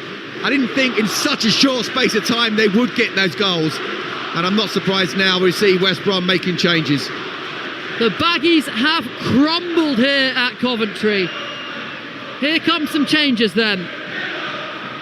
Off comes Mowat to be replaced by Diakite. And Collier is also coming onto the pitch for Ona Hegabo, the man who scored West Brom's 2 goals. So change there, the on-loan man from Manchester United, Collier. And I always feel sorry for substitutes having to come on. Their team 3-2 down, the goal's just gone in. They're playing with 10 players. It's such a tough environment to come into. Yeah, I think sometimes I'd say, well, look, this is why you're on the bench, to come off the bench to try and change the game. But the fact they are down to 10 men against the best team in the league that suddenly have gone from looking shocking in the first half to really good now. I mean, yeah, in a way it's like, go on, good luck, do something if you can. Ryan Mason's eyes are wide. He's got a look of absolute disbelief on his face. It was such a brilliant start for West Brom in this game, and now they're behind, trailing by 3-2. It looks like Coventry just needed about half an hour to shake off the cobwebs for the international break. Yeah, look, they did, and I think 2-1 made a big difference. But the more and more I think about it, when you get a guy sent off for stupid reasons, you go down to 10 men, against the best team in the league, away from home, you just can't do it. You can't. So it'd be interesting to see what happens, what Ryan Mason says about the sending off. Yeah, 2-1, that can happen because you're playing against the best team, but that should not happen to go down to 10 men. And suddenly 2-2, 3-2, and you can't turn it around, you can't stop it. And you're 10 men now. Again, I repeat, against the team that's topping the Championship away from home. Go on, how are you going to even try and get a draw, let alone a win? Forget about the win right now. If you can get anything out of this game, it absolutely snap your hand up. But Ryan Mason must be thinking, how has that happened? Lack of discipline and the turning around when he's done so well. There is only so much managers can do. Sakamoto lifts the ball into the penalty area, out by Campbell, who was fantastic in the first half for West Brom. If Coventry get the 3 points here, which they're on track to do, it would take them to 8 points clear at the top of the Championship as Van Avik tries to trick his way into the penalty area. Here's the substitute Diakite, and that's a nasty challenge from Thomas, and Ryan Mason is fuming at Thomas, screaming at him and screaming at the referee, and it's actually not given as a foul. I'm actually surprised that wasn't given.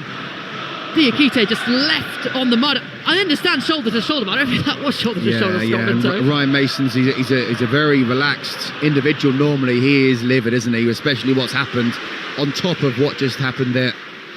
Van Avik in possession for Coventry, and we're back with Coventry with all the ball in West Brom's half, all the Baggies players behind the ball, and this could end up being a bit of a chastening afternoon for them after it started oh so brightly. Here's Jay De Silva, infield to Eccles, the man who got the first goal back for Coventry. Cut out well by Campbell. Here is Grant. He is fouled, and that will be a free kick this time for West Brom. Well done by Carlin Grant. And a chance for West Brom to get a little bit further up the field then. And the Coventry fans are really enjoying themselves now in great voice. 29,216 fans here in attendance. Free kick then for West Brom. 25 minutes remaining of this game.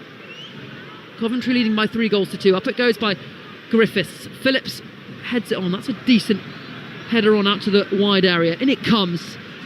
And it's cleared out of play by Eccles, behind for a corner, West Brom corner. They've got to be very switched on from these set-piece opportunities. They're not going to get many chances, and 6 of the 13 goals that Coventry have conceded ahead of this game were from set-pieces. Yeah, absolutely. Listen, they're down a man, they're down by the score, but when you get a set-pieces, you get it in the right place, they could easily get a goal. And it comes from Illing Jr. straight into the grateful gloves, though, of Rushworth. And he bowls it out, looking for Van Avak. Good tracking back from Grant to meet it with his head. And then he gets the ball back from his teammate. Here is Collier. Missed 4 games before the international break with a muscle injury, but he's back. Illing Jr. now out on that right-hand side. Only 1 goal so far for him since joining on loan from Villa. Now it's Taylor, the left-back for West Brom, who is playing on the side where we're sitting, and that's the first time I've really seen him up close. That's how much defending he's been having to do, because we're midway inside the Coventry half. Out it goes on that right-hand side for Campbell, who's done really well to get into the box, and he's pulled back Mason Clark, though.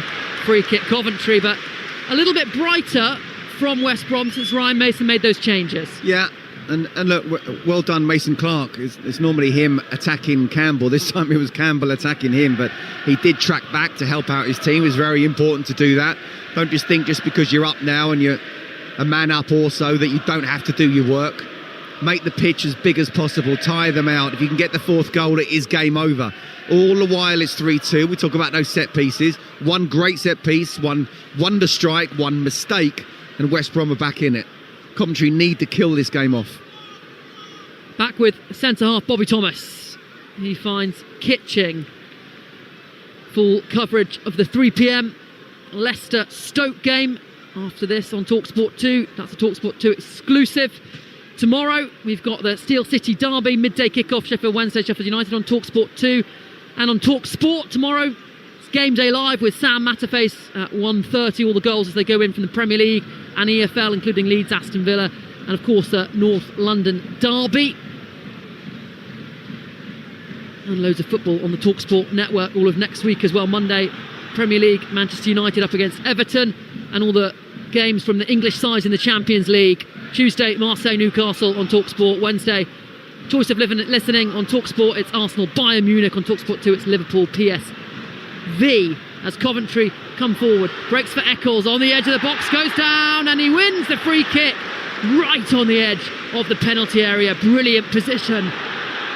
And as he's walking away, Phillips was annoyed that decision was given and just thrust the ball down to the floor, striking the Coventry player, who, in fairness to him, didn't react, because he could have reacted as if that was a painful one and tried to get Phillips in trouble, but he is in trouble anyway. Yellow card for Phillips, but that might be for the earlier challenge anyway. Yeah, I'll be honest with you, Flo, I didn't think that was a foul. I thought Josh Eccles made the most of it in front of the box, 20 yards out, and maybe 19 yards out, right on the edge of the box and right in front of goal as well. And that Phillips clearly not happy. I think he got the yellow card for the complaining, really. But Josh Eccles, should we say, was very clever. Brilliant position for a free kick, just right of centre, about 19-20 yards out, just on the edge of the D, and it looks like it's going to be the Danish midfielder Victor Torp who's going to take it. He got the goal to put Coventry in front. That was the 7th goal he scored this season, making it more than he scored from all of last season. Can he get an 8th now? Victor Torp over the ball. There's 6 players in the West Brom wall. Griffiths trying to look through the gap. Victor Torp then up he steps and hits it off the wall, and it skewers away towards the corner flag, and forward it goes by Price. West Brom trying to get out now. Here's Grant on the touchline, robbed of the ball by Sakamoto, who finds Van Avak, dinks it up looking for Ellis Sims, and then it's chested back by Nat Phillips and well caught by Griffiths. Really good defensive play that from Phillips, just not booting it long, making sure his side maintain possession. 20 minutes remaining here on Talksport 2. Coventry 3, West Brom 2. Coventry going 8 points clear at the top of the Championship. I don't think there are many people that predicted that at the start of the season. Scott Minto. No, I think the impact Frank made when he first came in, and to get to the playoff semi-finals, and they were the better side in those playoff semi-finals. I think it was always going to be interesting to see how they'd reacted this season. Well, actually, without really going for it in the transfer market, they've been even better. You know, at times it's been a little bit more attritional, transitional, not necessarily trying to play the perfect football and score the perfect goal, go long if you have to, and there have been teams that have pressed them high and they've been quite happy to go long. But I think the fact that they're able to have different layers to themselves, and you could argue this is a perfect example. Started off first half an hour, I mean, it was like me trying to get out there and play. Or maybe it wasn't quite that bad, but it really was poor the first half an hour. 2-0 down, and then suddenly they get that goal back, and the top players do something different, and Sakamoto did, and he set up the 2-1, which made a big difference. And there's no doubt about it, Malumbi was a big blow for Albion for sure. But the top teams, they find a way to win, and once you get that great start, it's amazing how you can keep going into it, and they've just got to keep on doing it. You mustn't forget, Flo, we're not even halfway through the season yet. And the Championship is relentless. 3-game week facing Frank Lampard, and they've got Middlesbrough away on Tuesday. That's a massive game. Live coverage of that on Talksport 2. And then after that, Charlton at home, Ipswich away. It just does not stop. And one question about Coventry is, have they got the squad depth to manage it? As the ball goes behind for goal kick for West Brom. 72 minutes on the clock.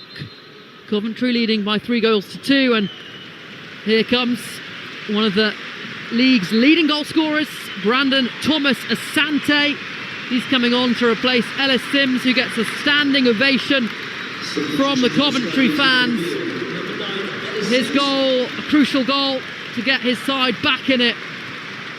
And after making his first start for Ghana in the international break, Thomas Asante comes back into the fray for Coventry.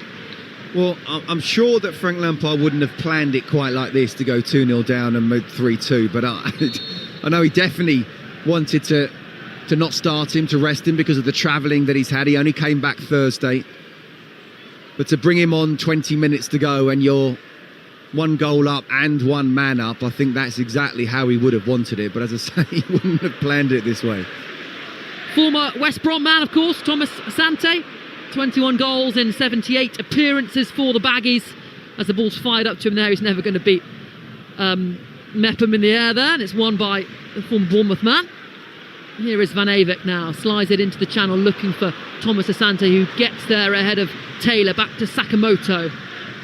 Frank Lampard clapping his side and shouting some instructions. Ryan Mason spitting on the turf in frustration at the way his side has let their 2-goal lead slide away.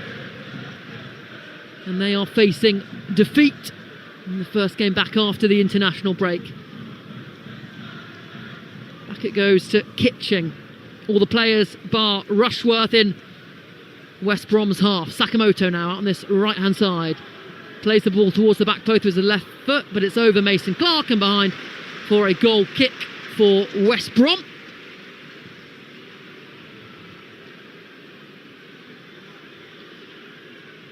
Coventry fans enjoying themselves out here, and there's more of them in the stadium today than ever. They've opened up a bit of the stand that was usually or previously used to keep a gap between the home and away fans.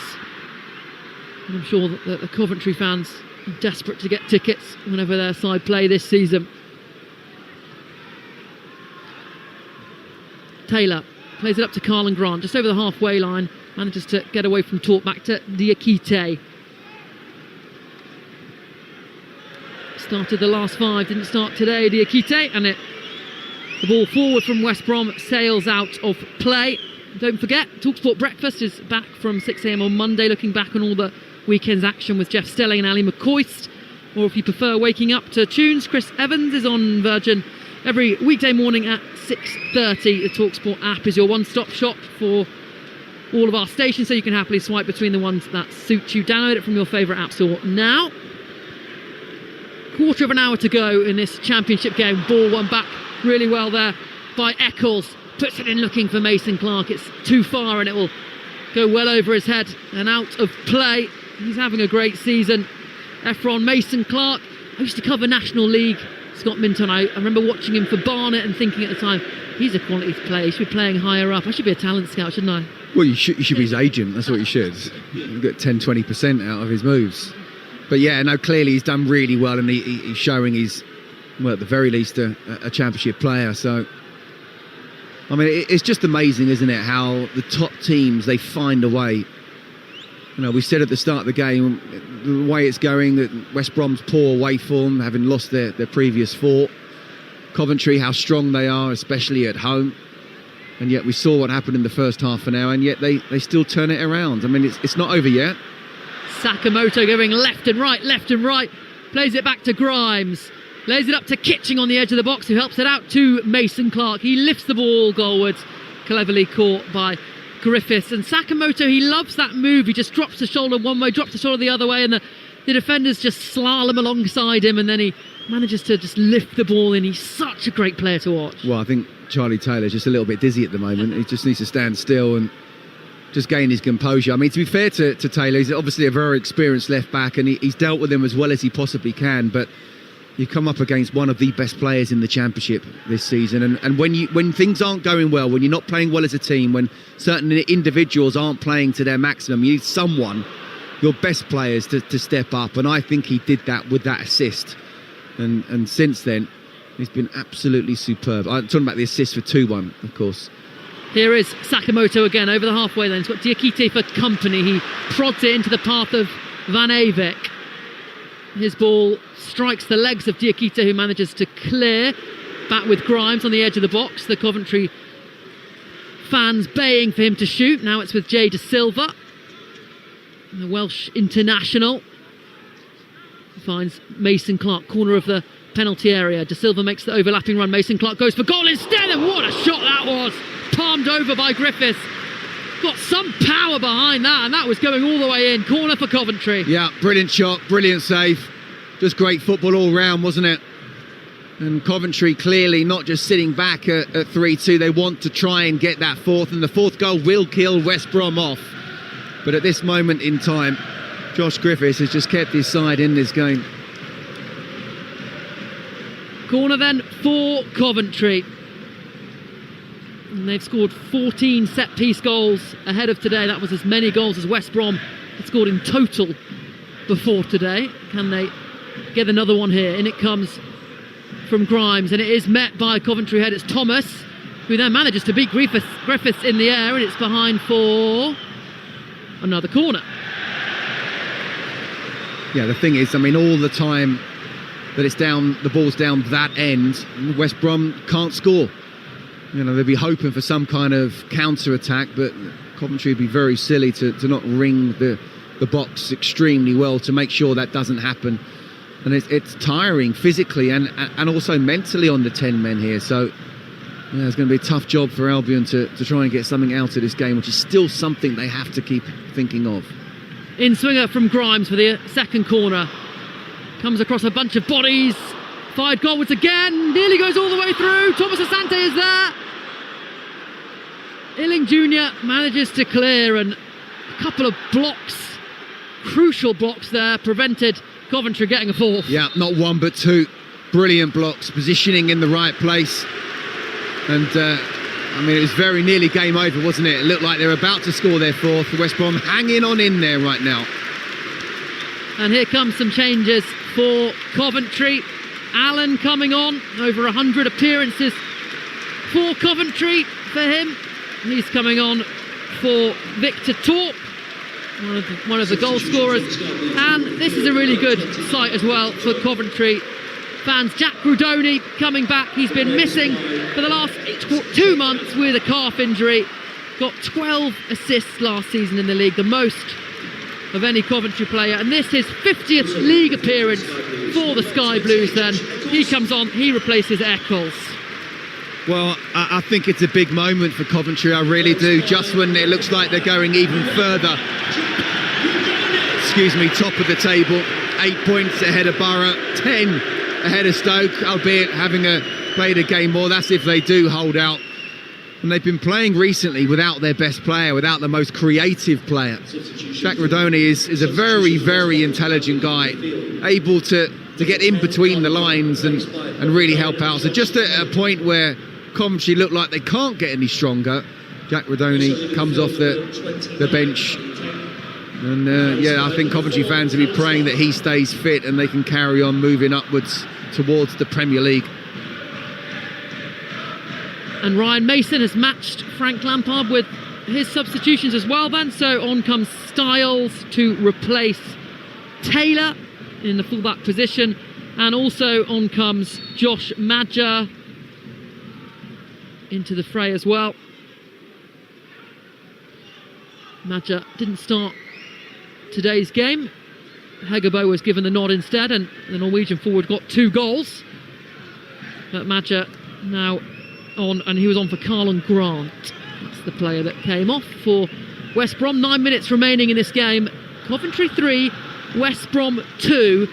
And Coventry are in front. They're having all the chances. But as you say, Scott Minto, 1 goal difference. All it could take is a mistake or a moment of magic from a West Brom player, and Coventry could drop points here. So they need to stay focused for the final 8 minutes. Absolutely. It's 1 moment away, and that's why you're 3-2 down. Okay, you're down to 10 men, but Josh Madger has to come on and just to see if he can get a chance.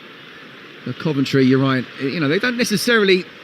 They obviously would love to get the 4th goal, and the 4th goal completely kills off the game. The West Brom aren't coming back then, but what they do need to do is have really good game management, keep the ball, make the pitch as wide as possible, get Albion to run around and be very structured when they lose the ball. Here's Mason Clark, goes back to Bobby Thomas. Elsewhere in the Premier League, it's still Chelsea 1, Burnley 0. 10 minutes remaining there, full coverage of that on Talksport. And Bristol City 3, Swansea 0. Charlton have got a goal back, but they trail Southampton at home by 5-1. In League 1, it's Port Vale 0, Plymouth 1. It's 1-1 between Gillingham and Barnet in League 2, and Harrogate Town are trailing Walsall by 2-0. Up to date across the EFL.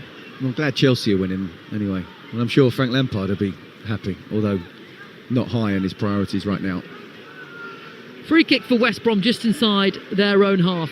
Forward comes Griffiths to deliver it then. Time ticking away. Can Ryan Mason's West Brom find something to get something out of this game? Forward it goes. Touches Jack Rodoni in the penalty area, and he fires it forward. Collected by Styles, the substitute who just came on. He was sent off when these sides last met in the Championship. Nodded forward by Mason Clark, but he's challenged by Collier. This is better from West Brom, although good challenge from Van Avak out on that far side. Coventry in possession now. 6 minutes remaining, and Coventry lead by 3-2 here on Talksport 2. Alongside me, former Chelsea, West Ham and Charlton player Scott Minto. Coventry going 8 points clear at the top of the Championship, and Frank Lampard won't want to be asked about it, but they are putting up the type of numbers consistent with what previous sides have achieved on their way to automatic promotion to the Premier League in previous seasons. Since 2004-05, 8 of the 9 teams with 34 points after 15 Championship games have gone on to win automatic promotion. The only outlier there was Watford in 2007-2008. Sorry, Hornet fans.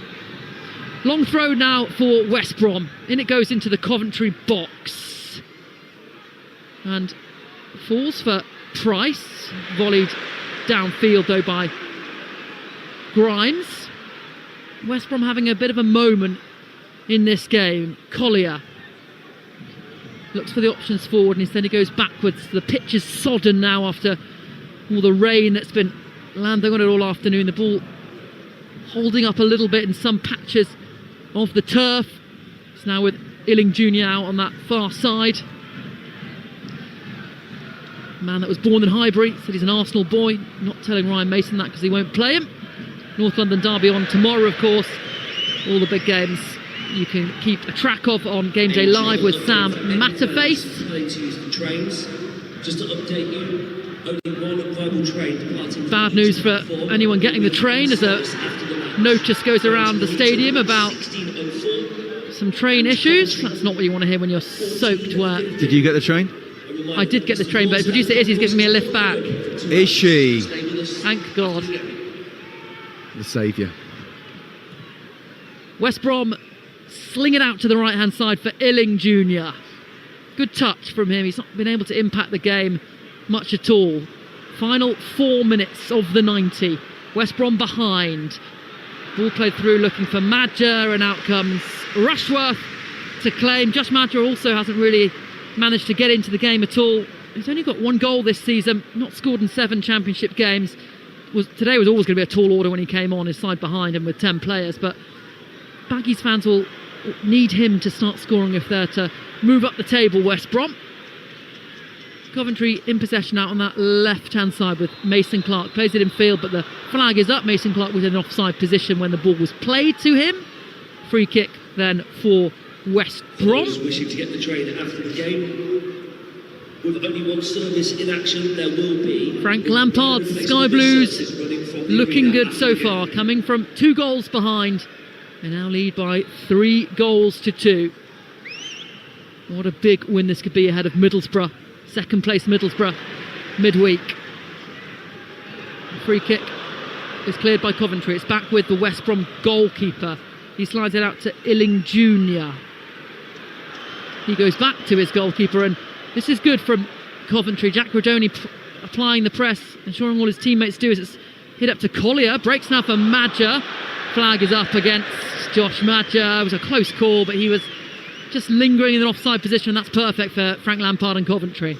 Yeah, I do think this is a big win. You know, coming off the back of the international break, everyone's saying about how well they've done, and they obviously have. The amount of goals they've been scoring and blitzing teams compared to the next highest, 40 goals to 26. But if they had lost this game, and look, it's not over yet, with playing Middlesbrough on Tuesday as well, if Middlesbrough win today at Oxford and beat Coventry on Tuesday, then they would have overtaken Coventry, and then suddenly, just in the space of a couple of days, everything seems doom and gloom. So, whatever happens on Tuesday, and I'm sure they'll go there to try and win, but probably take the draw. This was really important to get all 3 points off the back of what was, and we mustn't forget, a really poor first 30 minutes. Van Avek out on the right-hand side. Sakamoto alongside him. He goes back to Japanese midfielder. Picked up now by Allen. And Coventry have the ball. We've played 88 minutes. Coventry leading, heading towards another 3 points this season. Another precious 3 points as they rack up that tally. Top of the table. Mason Clark out on the right-hand side. Coventry just keeping the ball. Playing smart here. They don't need to risk the ball. They're leading. They've got a player more than West Brom, and that's a little bit of a loose touch, and it goes out for a throw-in for West Brom on the far side. And in the meantime, Coventry are going to make a change. Off comes Sakamoto. The Coventry fans showing their appreciation for the performance that he put in, and replacing him is Kane Kessler-Hayden.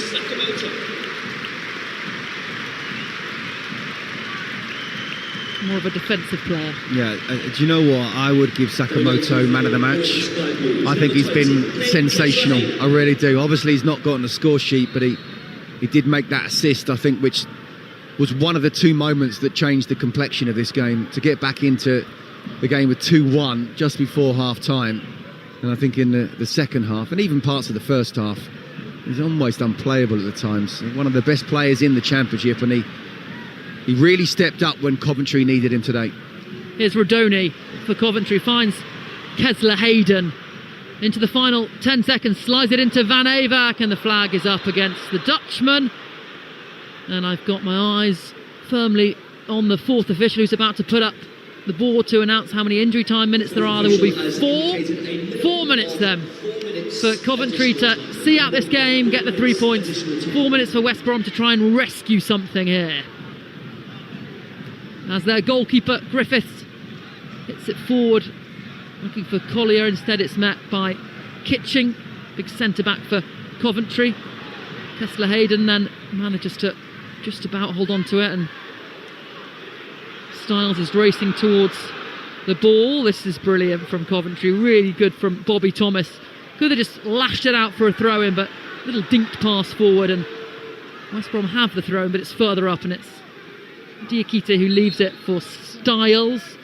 Hungarian international played in that loss to Ireland in the international break. Here is Styles again after receiving it back from the throw-in. Isaac Price with the poor pass, and here is Thomas Asante and the sky blue shirts rushing forward. Brandon Thomas Asante allowed to play it across. Allen then tried to reverse pass it into Mason Clark, and West Brom will clear. Looked like it was opening up for Thomas Asante for the shot, but selfish from the Coventry forward. Here is Illing Jr. now, stepping away from all the challengers, sliding it into Styles. Styles has got Kesler Hayden for company. Back in field to Diakite. Elsewhere, Chelsea have a second goal as West Brom put the ball looking in for Madger in the penalty area. Coventry clear, and it's Enzo Fernandez with the goal to make it Chelsea 2, Burnley 0. That's live on Talksport right now from Turf Moor. I'll tell you what, the ball was played up to Josh Madger there, and if he was able to get a flick on, Nat Phillips, who was pushing on himself, almost would have been in. And this is where Coventry just need to be careful. They've got to see the game out. And their game management has been very, very good, I have to say. But again, that could have been the moment where if Madger had got that flick on, but in the end it was really good defending from Bobby Thomas. Here come West Brom. Campbell puts the ball, then it falls at the feet of Isaac Price, but it's a poor touch from him and it bobbles away from him, and Coventry are allowed to clear. If Isaac Price had got that touch right, he could have had a shot on goal there, Scott Minto. Yeah, it's another moment, isn't it, where really West Brom should be absolutely down and out, but they're not. And then the problem is now they've given away a foul, and there's 90 seconds left, and Coventry will take as long as possible to take this and kick it as far away as they can into the corner. So, but yeah, just not one, but two moments there where if they'd got a flick on and if that first touch should have been better, and it wasn't. 1 minute remaining of the 4 added on for injury time. Coventry 3, West Brom 2. It's a big word, if, isn't it? It's only 2 letters, but it's a big word. Goalkeeper for West Brom, Griffiths, throws the ball on the floor and fires it downfield. West Brom's big centre half, Phillips, has run up to get it, and it goes all the way through to the other goalkeeper, Rushworth, who waits for Madger to challenge him and then picks it up, and he'll take all the time that he can as the referee counts down from 8 seconds clearly to ensure that he doesn't hold on for it too long, and then he just fires it up downfield looking for Mason Clark, who's in an offside position. Free kick, West Brom, and this will be their last chance to pump it long. Yeah, this is it. We've got 20 seconds left. In fact, it's now down to 15. So Josh Griffiths just needs to try and get it. They've just got to hope they get it long, get a flick on, then get a chance. Otherwise, it's all over. Forward it goes, met by Bobby Thomas. Good header, good clearance from Coventry. Styles, though, plays the ball in looking for Madger, and it's out by Coventry. And there is the full-time whistle then. Coventry come from behind to go 8 points clear at the top of the Championship. It was a sluggish start from Frank Lampard's Sky Blues. They went down by 2 goals, 2 almost identical goals scored by Hegerberg, the West Brom player in the first half. Josh Eccles got a goal back just before the break, and then after the break, a silly decision from Jason Malumbi, second yellow, he was sent off. After that, it was all Coventry. Ellis Sims got them level, Victor Torp got them in head. 5 wins in a row now at home for Coventry, still unbeaten at home. Frank Lampard's Coventry are flying, Scott Minto. Do you know what? It's what top teams do, and they come off the back of the international break and never normally sort of really at it. And that first half hour was really poor. You call it sluggish, it was lethargic. They looked half a yard short all the time, and West Brom were absolutely superb. To go 1-0 up, they deserved it. 2-0 up was like, whoa, this could be interesting. So to concede just before half-time, I thought was a massive moment for Coventry and for West Brom, obviously. But Jason Malumbi, what is he thinking? I mean, look, I don't like hammering individuals, but if I'm Ryan Mason, I'm looking at him and I'm saying, you're probably the reason why we came away with nothing. They still could have come away with at least a point if it had stayed on the pitch, but no, 2-2, 3-2, and really they never had another chance. But the top teams, even when they don't play well, they find a way to win, and that's what Frank Lampard's Coventry have done today. Full-time score, Coventry 3, West Brom 2. Well, it's an absolutely massive win for Frank Lampard and his side. It's all psychological when you're in a title race. Because the psychology is, the rest of the league will be looking on and say, if Coventry have an off day, are they beatable? That's what they'll be thinking. And they would have, a lot of teams would have seen Coventry go 2-0 down and yeah, they're mortal. This is going to be West Brom's day. A team that's struggling can go away to the CBS Arena and pick up a result. And they haven't. Not only have they not picked up a single point, they've lost the game. And again, you walk away from it and you feel like, yeah, Coventry City are the premium package in the Championship this season. They will take some beating, Scott.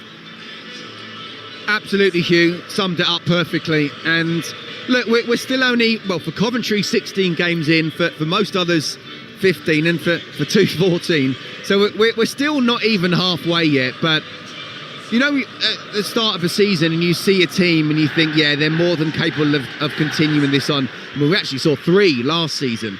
But we're seeing this Coventry side that I wonder how difficult it will be to keep this going. I wonder whether Frank will want to try and just get a few additions in the January window just to make sure that they can handle any type of injuries. Because what I'm seeing right now with a team that didn't play well today but certainly has played well in other games is a championship winning side, is an automatic promotion winning side.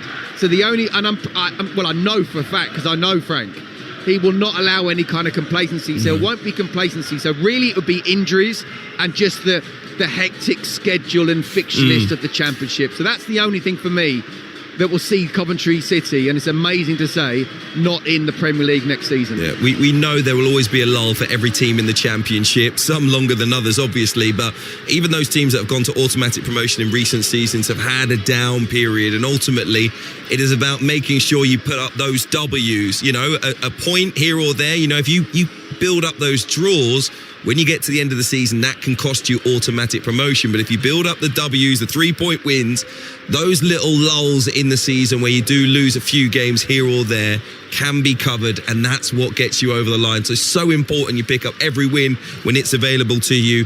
They've done that today. I don't know what to say for Ryan Mason. He and his players look shell-shocked walking around that pitch today.